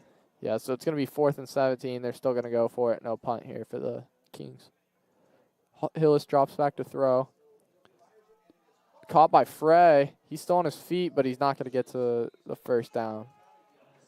It's going to be turnover on downs for Lewis Cass, and the Huskies are going to take back the ball on the 22-yard line. Yeah, I think that might have been the Kings' best drive of the night. I mean, they've had some success on offense. They just haven't been able to put it together completely, and you got to give them a lot of credit for continuing to fight the way they have. And you've seen a lot of guys playing both ways, some guys with their hands on their hips. You see 24 Cade Ingram out there, number 11, the quarterback Hillis, he's out there playing both ways. So tremendous amount of toughness, a lot of fight. Got trips to the left here. Griffey takes a snap. He's going to roll out to his left. Deep pass to Jalen Pugh. Oh, that might have. Oh, wow. Okay. Nope. I mean, I guess very close to a pass interference call. It looked like they were both going for the ball, but the defender impeded the route of the wide receiver. Griffey chose to go for the long ball. He had that same short route with Tuma sitting wide open. Yeah, you got to wonder if it being a 28-0 game, the ref is going to be a little more conservative throwing the flag. Yeah, you know, some refs do go with the situation. Fake handoff. That was a really nice play. Tremendous. Cooper Vondesar is going to just go to the outside here. Looks like he's going to pick up the first down. Wow. A play-action screen, your quarterback has to have a lot of guts to stay in there and take that one. Yeah, and he found Cooper Vondesar there on the outside, and Tuma had a good block for him to be able to get the first down. So the Huskies will have it 1st and 10 on their, looks like it's going to be their 33-yard line. So a great call there by Coach Knoll, the offensive coordinator for the Huskies. He's caught the Kings in a big blitz. Here they come again. Griffey. There's Vondesar again. It was a big hit, but he took it and was able to still move forward a little bit. Yeah, Vondesar having his best game of the season without a doubt. Yeah, that was a good job there by the O-line as well, swallowing up the blitz that came from the Lewis Cass defense. Here comes Hostetler, who had that tremendous catch on that last play of the fourth quarter, which just a tremendous play.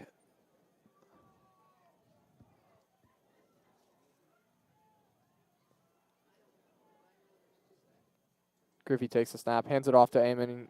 Oh, he's stopped by number 30, McLean. If he doesn't tackle him there, he's got room to run and room to make moves, and I don't know if you're going to stop him. And just great design on the blocking scheme there. You had the Kings. Everybody was inside. It was man on man out here on the outside, and there was nobody over the top. They were selling out on the run, and the Huskies were still able to push them aside and form a hole for Amon.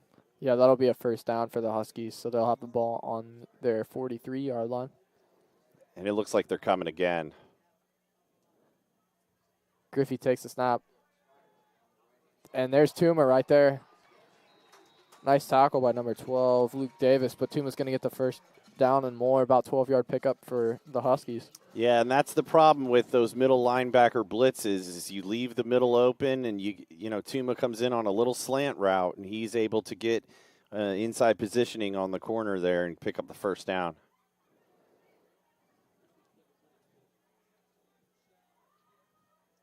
So the Huskies will look to get in the red zone here. Got the ball on Twin Lakes side of the field. Excuse me, Lewis Cass. Griffey takes the snap. Oh, and he fumbles. Yeah, I think Cass has it. Oh, no, they're saying the Huskies got it back. They're saying Griffey dove on the ball.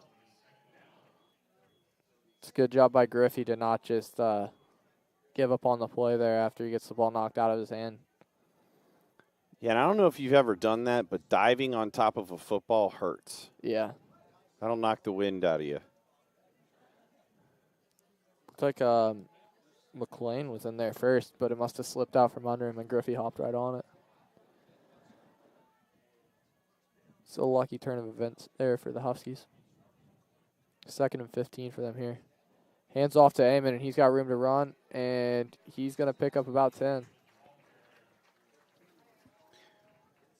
So Dalton Lowe made that tackle, number 15. He's a sophomore, stands 5'11", 133 pounds. And Amon is at 5'10", 200 pounds. So, I mean, these Cass players have got toughness. I mean, they know how to make tackles. They know how to play. Just need to put it all together. Yeah, I agree. There's Tim on the far side. He makes the catch. He's still on his feet. It's going to take almost the whole Lewis Cass defense to take him down. It's going to get the first down. Yeah, you know, you talk about fight. I don't think you're going to find anybody on the field tougher than Tuma. He's been known for his toughness out there on the football field, and he showed it there. I mean, it took about 7 of those Cass defenders to bring him down. Yeah, you see that on the basketball court, too, when he is playing defense. He'll play defense on the other team's biggest man, even though he's only 5'10". He can play defense on anyone, and it's just because he works harder than everybody else, and you can count on him to go get a rebound. He's just a really gritty player in both football and basketball. There you see Cooper Frey. He's been all over the field tonight for Cass. He makes a play in the backfield. I'll make it 2nd and 13. Be about a minute left here in the third quarter.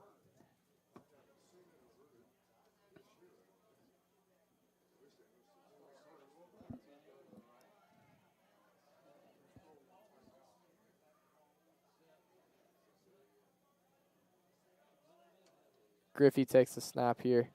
And he finds Tuma. He's wide open in the middle. And he's going to pick up the first down as well. Yeah, everybody sold out on that quick fake to Cooper Vondasar and just found Tuma wide open in the middle of that zone. You got to wonder if that was even a design screen because Griffey originally looked to Vondasar and he pointed right to Tuma. So I wonder if Tuma found some open space and decided to go with it. Yeah, you got to think that there's the option there to make that play, and that's next level stuff, though. Yeah, these coaches trust Isaac Tuma's judgment, a senior veteran player. Griffey takes a snap. That ball is tipped. Looks like it's going to fall incomplete, however. Good job by the Kings defensive line to get in there and get a hand on that ball. Yeah, good job tipping it, but you got to think you got to make that play. Yeah. You got to make that interception if you're Cass. I mean, you're down 28-0. You need something to spark your team, and you had it a gift wrap there.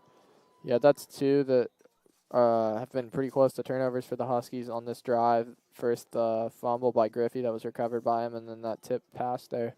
So they've definitely had their chances. We'll see if the Huskies can put it in the end zone here, however. Boy, it looks man-on-man with Bramall. I would look over there if I was Guy Griffey. He takes a snap. There's Vondasar. Not sure that wasn't pass interference. Yeah, he gets up looking for a flag, but I think you brought up a really good point, Colin. You know, a flag in a 7-7 game is different than a flag in a 28-0 game. Yeah. And, he kind of dove for the ball there, but got a little help from the back. Yeah, I think that's Dean Mason continuing to call for a flag out there. Or maybe that was Jackson Hunter. I don't know. I can't You got younger eyes than I do, Colin. 3rd and 10 here for the Huskies. Griffey takes the snap, fakes the handoff, and it's oh and wow, pops out of there again. The Huskies somehow got it again, though. Yeah. Griffey tried to throw it. The ball slipped out of his hands. He caught it himself, went backwards, and then it looked like he may have fumbled forwards, but the Huskies recovered that as well. So no matter what happened, it's going to be the Huskies' ball, but definitely a interesting turn of events there. Yeah, you saw the officials kind of huddled up over there. I think they were wondering if there was something illegal that went down there. I'm not sure that you can throw and catch the ball yourself, but I think if there was anyone that could do it, I would think it would be you, Colin. Do you ever do that on the soccer field, kick the ball and then run over there and pass it back to yourself? I have before, but I'm not very successful. You're that fast? You can move faster than the ball. Wow. That's impressive. The ball's got to hit the ground first, but well, you know, there's aggressiveness and then there's riskiness, and you wonder if some of these calls haven't been a little risky. The other thing you got to start wondering here if you're Hamilton Heights is when you see Bodie Dare come in. Guy's been beat up. Guy Griffey's been beat up a little bit this year, and you're up 28-0. I know it's a big night for everybody, and you want to win and you want to execute, but you also want to be safe. So you wonder if we'll see Bodie Dare come in.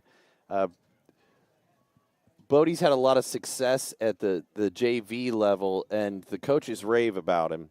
They rave about his speed and his ability to see the field.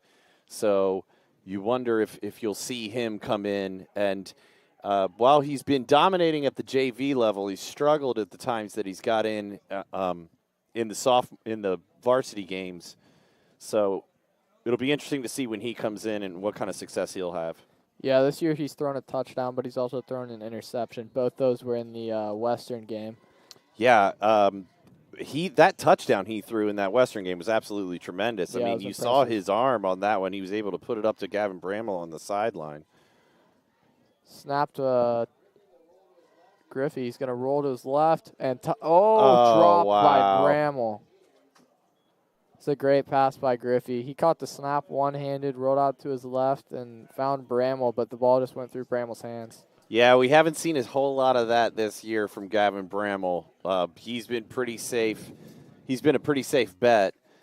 So some pretty serious aggression there from the Huskies to go for the end zone in a 28-0 game. Yeah, you got to wonder if the Huskies are really just trying to figure out what works for them, what they're going to be able to do in future games, and try some things they wouldn't normally try in a close game. Yeah, I completely agree. And also, it's senior night. Yeah. You know, you don't want to let up. You want to. High snap there. Quick pass. Oh, tremendous. Oh, wow. Yeah, it looks like he may have caught it originally, but it bounced when he hit the ground. He doesn't agree, however. Ingram thought he caught that one. Yeah, I couldn't see, and we don't have any cameras down there on the field, but from where I didn't see the ball hit the ground, but, I mean, the official stand was right there on the spot, but you got to give it again to these cast players. That was Cade Ingram who laid out for that pass. Hillis takes the snap. Pass is deep, and it's not going to be anywhere close to either of their receivers, so it's going to be 3rd and 10 for Lewis Cass here. Yeah, so you kind of see why we haven't seen a whole lot of downfield passing from Cass. It's not the staple of their offense. They've had a lot more success with throws into the flat, screens, and kind of student body misdirection plays.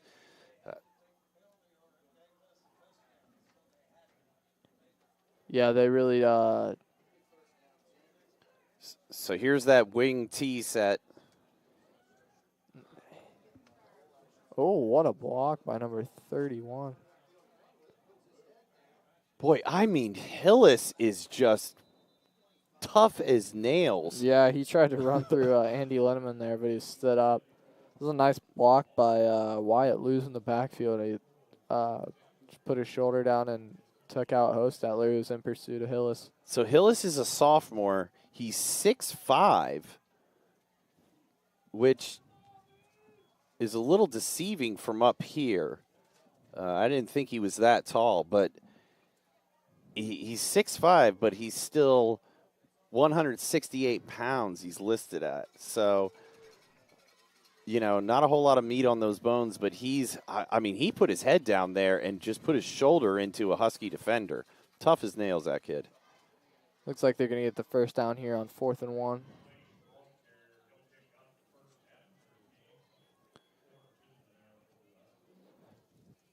I'm going to wonder if they're going to look more towards the pass game because they don't want to take time off the clock here in the 4th quarter. I think at this point, the Kings are just kind of saying, you know what, if we can get a touchdown on the board, that'll be a win for us. And we're going to run what we can be successful with, and we're not going to play to the situation, which I'm a coach myself, and I understand that thinking. Wow. He's going to throw it out of bounds there. He evaded some pressure. Yeah, he was able to get away there, still took a hit, and was picking himself up off the ground.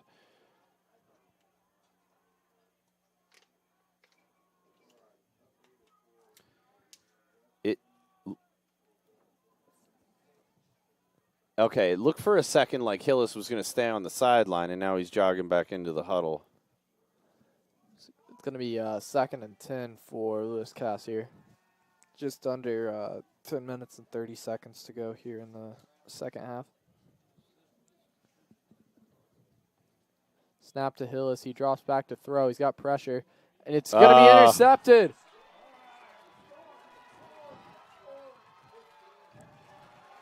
It's an interception by number 14, Vincent Harley. Hillis just decided to throw it into the back of his O-line there. He ran out of time, and it bounced up, and Harley was right there for the interception. Yeah, they were trying to set up one of those halfback screens, and it was busted up. And you said it, you know, he was trying to get rid of it because he didn't want anything bad to happen, and by doing that, something bad happened. It bounced off the back of one of his offensive linemen and right into the waiting hands of Vincent Harley. So another great play there by the Husky defense.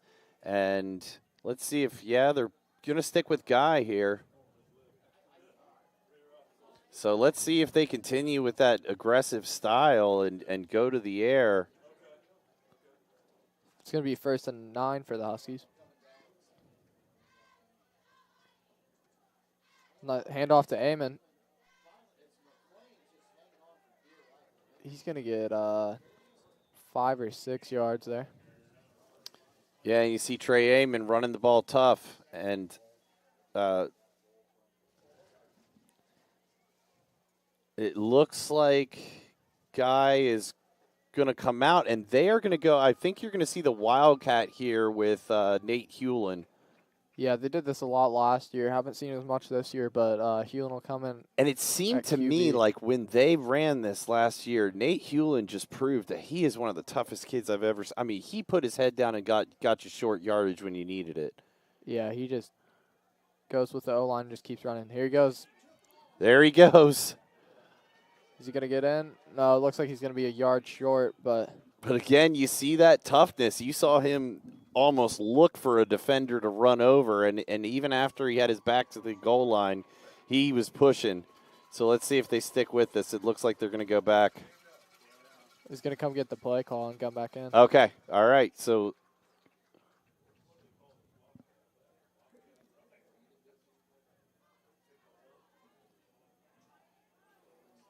looks like they're going to go Wildcat again. Charles Brown in the backfield. He's a senior DB.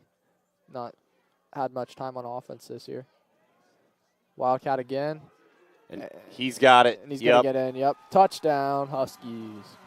So Nate Hewlin, senior, gets his first touchdown of the year tonight to make it a 34-0 ball game. Yeah, good for Nate. I mean, he's just a tremendous kid and great attitude. The whole Hewlin family, just great human beings, and it's great to see a kid like that who really puts his neck on the line every game and works hard. It's good to see him get this touchdown on senior night.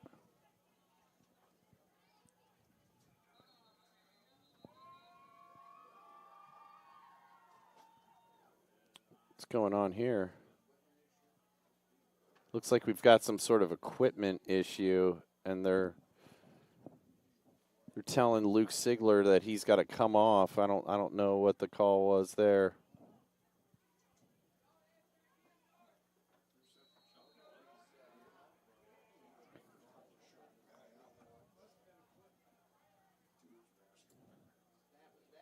Block kick. Yeah, boy, I'll tell you, Cass has been in there literally every one of those extra points, and you wondered when they were going to get one, and they finally got in there and got one. I do believe that there is a rule where the clock's going to run now. Yeah, I think so. I think over 30 in the fourth quarter, or I don't know what it is.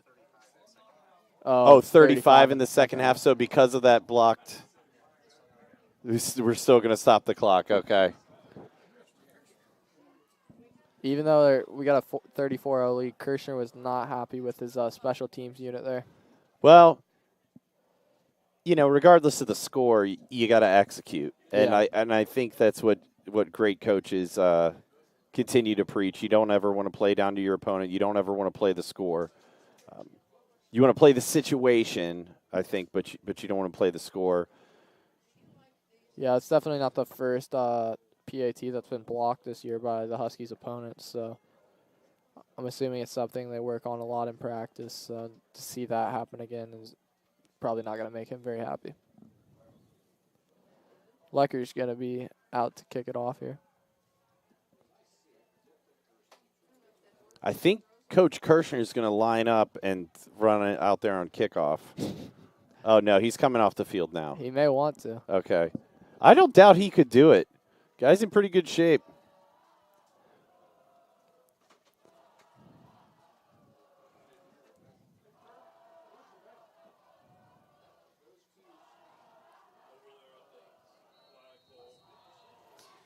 I also think that this will be the first time Coach Kirshner's had a winning record in the regular season. I think so.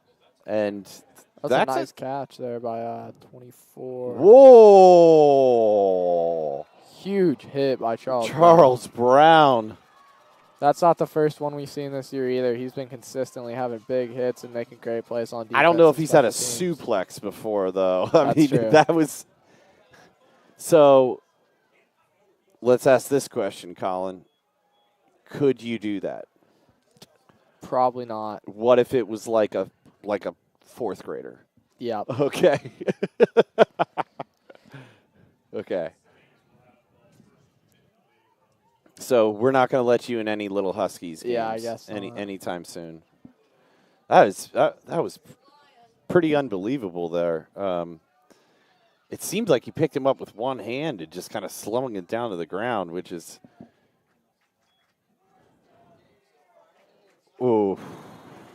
very, very, very close. Yeah. Bramall has been aggressive all night long, and it looked like he timed that up perfectly. Seemed a little bit early. But they've been running that slant route in front of him quite a bit as well. Yeah, Charles Brown making those big hits isn't just a coincidence. He puts in a lot of work in the weight room and lifts some heavy weight and shows out on the football field. It's going to be a handoff to number 30, McLean, and he's going to come up short there. It's going to be 3rd and 10. 3rd and 9, excuse me. The ball's going to be on the Kings' 25-yard line.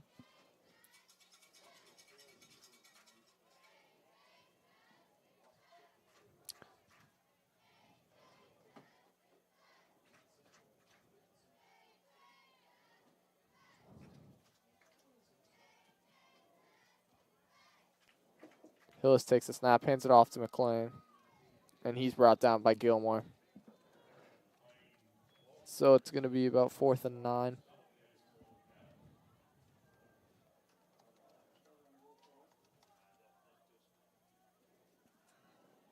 See if they punt this one.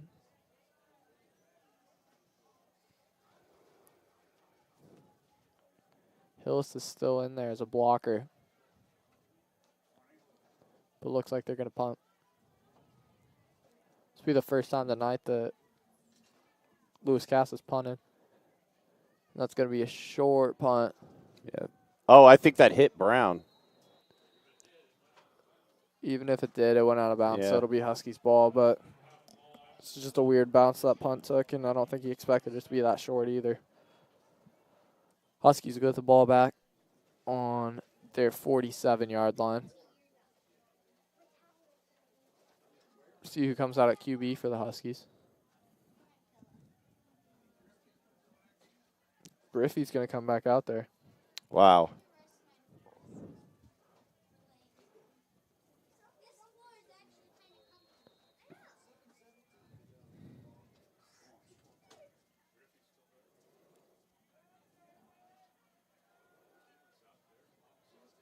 So I'm seeing some of the other scores.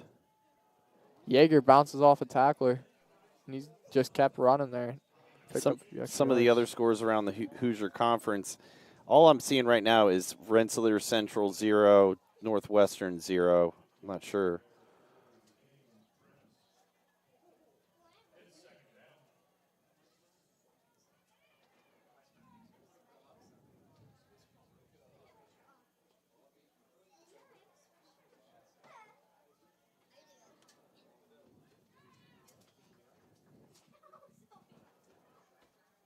Griffey takes the snap, fakes the handoff to Yeager, makes a move, and he's going to slide and get hit. Yeah, that's a good decision to slide there. He's going to pick up about a yard or two there. So West Lafayette really putting it to Twin Lakes, 56-0 tonight. Yeah, they remain undefeated. Yeah. I mean, 8-0 in this regular season, and they are going to be one heck of a force to reckon with in our conference. Yeah, they're also in our sectional, so that'll be a difficult game if that comes up. I've got Western beating Tipton. Really? Yeah, 14-7. Tuma with a catch there on the outside for a first down. That's a big win for Western. Yeah, that's a huge win. I mean, you wonder if Tipton wasn't riding a little high. I mean, it was at Western, and that's a tough place to go and win. But a huge win there for the Western Panthers. Yeah, Tipton had been undefeated up to that point. That's right. I think that game will determine where the Huskies go for their conference game next week. So what does that mean? I'm not sure.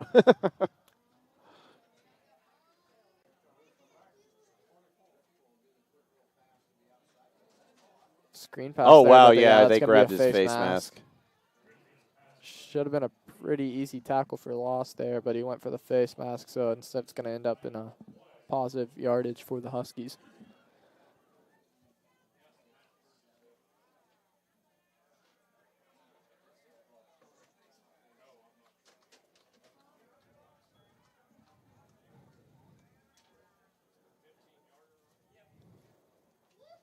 Yeah, I think all the face masks at high school 15 yards? I'm pretty sure. Yeah.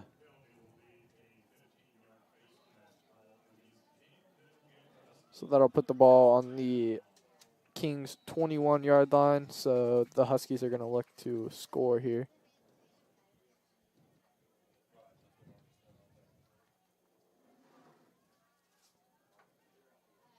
Griffey takes the snap, and he's going to scramble, and he's going to get hit, and looks like it's number 58, Brayton Hensley, who got in there for the first hit. Yeah, I mean, this is danger zone time for the Huskies. You know, I think you want to go with some safe runs here and get out of here with the victory. you definitely don't want any type of injury going into next week wherever we're playing. Yeah. We know a game won't be here.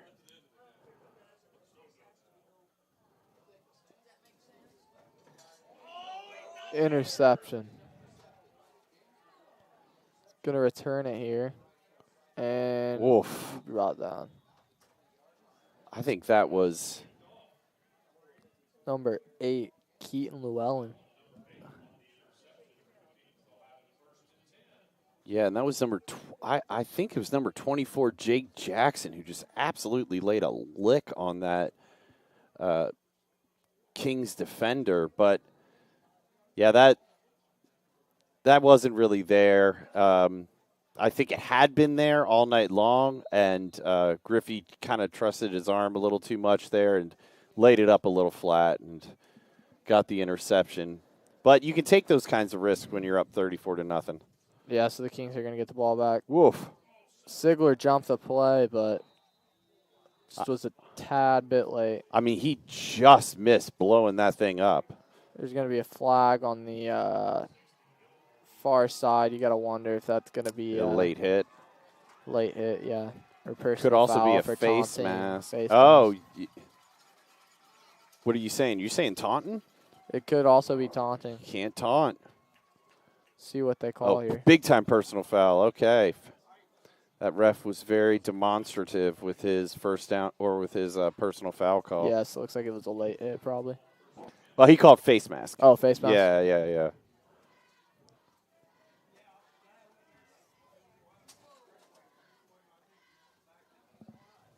I haven't seen a whole lot of taunting calls at high school level. Have you ever gotten a taunting call? I've not. Have you gotten a red card? I've not. I've only had one yellow card in my entire high school career.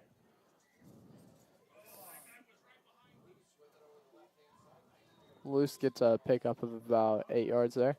Yeah, great blocking there from the Cass offensive line. It looks like Luce is pretty wiped. Yeah. He needed some help getting up there. And I don't blame him. I mean, I know the score is lopsided, but I'm still impressed with how much these Cass Kings fought in this game. It's tough when you're this undersized.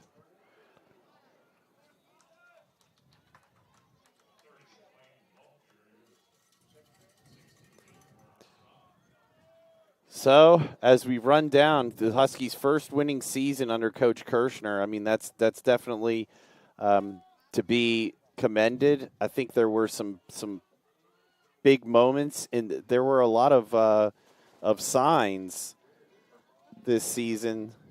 A lot of signs of things to come.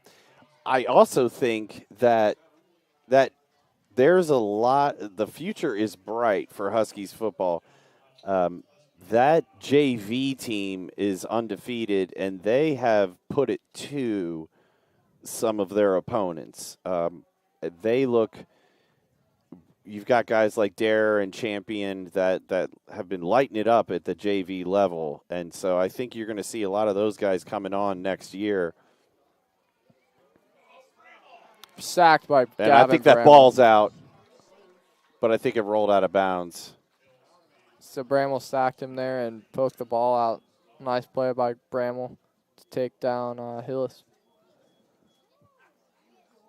So Bramwell has a sack, forced fumble, an interception, and a touchdown, or drop touchdown. I'm not sure who they gave the touchdown to on that one. I think they gave it to Harrison Hostetler. Okay, so that one on the last play. Yeah.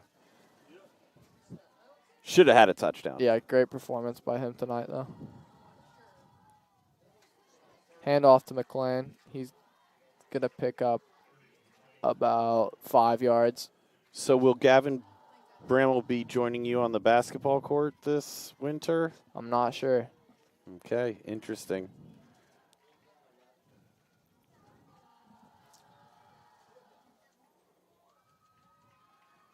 It's going to be 3rd and 11 here. Just under 2 minutes left in the game.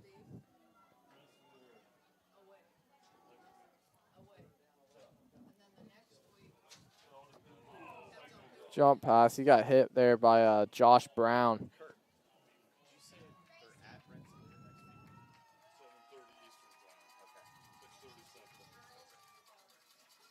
So I'm hearing from our distinguished athletic director that the Huskies will play at 7:30 Eastern at Rensselaer next week. Huskies already have won against Rensselaer this year, so going to be looking to pick up their second win. Oh, he's saying that may change. I had people already messaging me saying that they had made travel arrangements based on my information. And now you're saying that it's going to change? Okay. I said someone messaged me and said, "Where's the best place to stay in Rensselaer for a hotel?"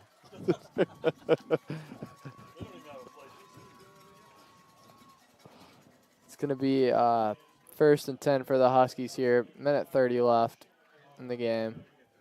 Up 34-0. A tremendous win here on senior night. I mean, you did what you were supposed to do.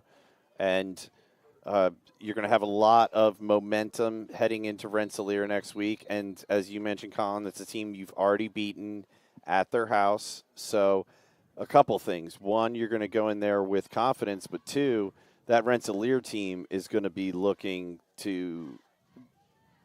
for a serious dogfight. Yeah. And do you remember the score in that Rensselaer game? I'm not sure.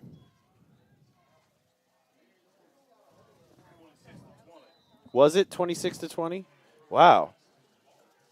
Esteemed, knowledgeable, good-looking athletic director Kurt Ogden telling us it's 26-20. So close game there, within a touchdown.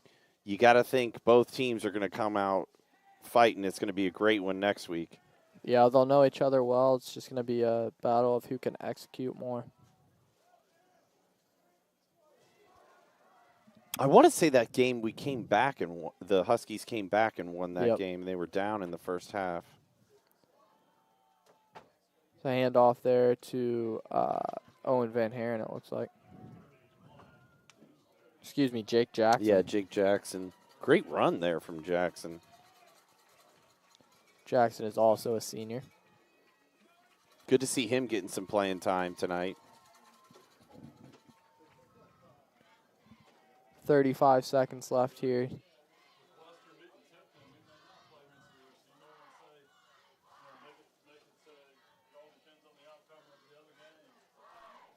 like they're going to take a knee here, and that'll end it for the Huskies. Clock's going to run out.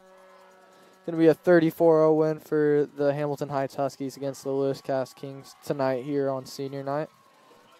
Give them some good momentum going into their conference matchup next week. Yeah, so that's it. Tremendous job tonight, Colin. Thanks, you too.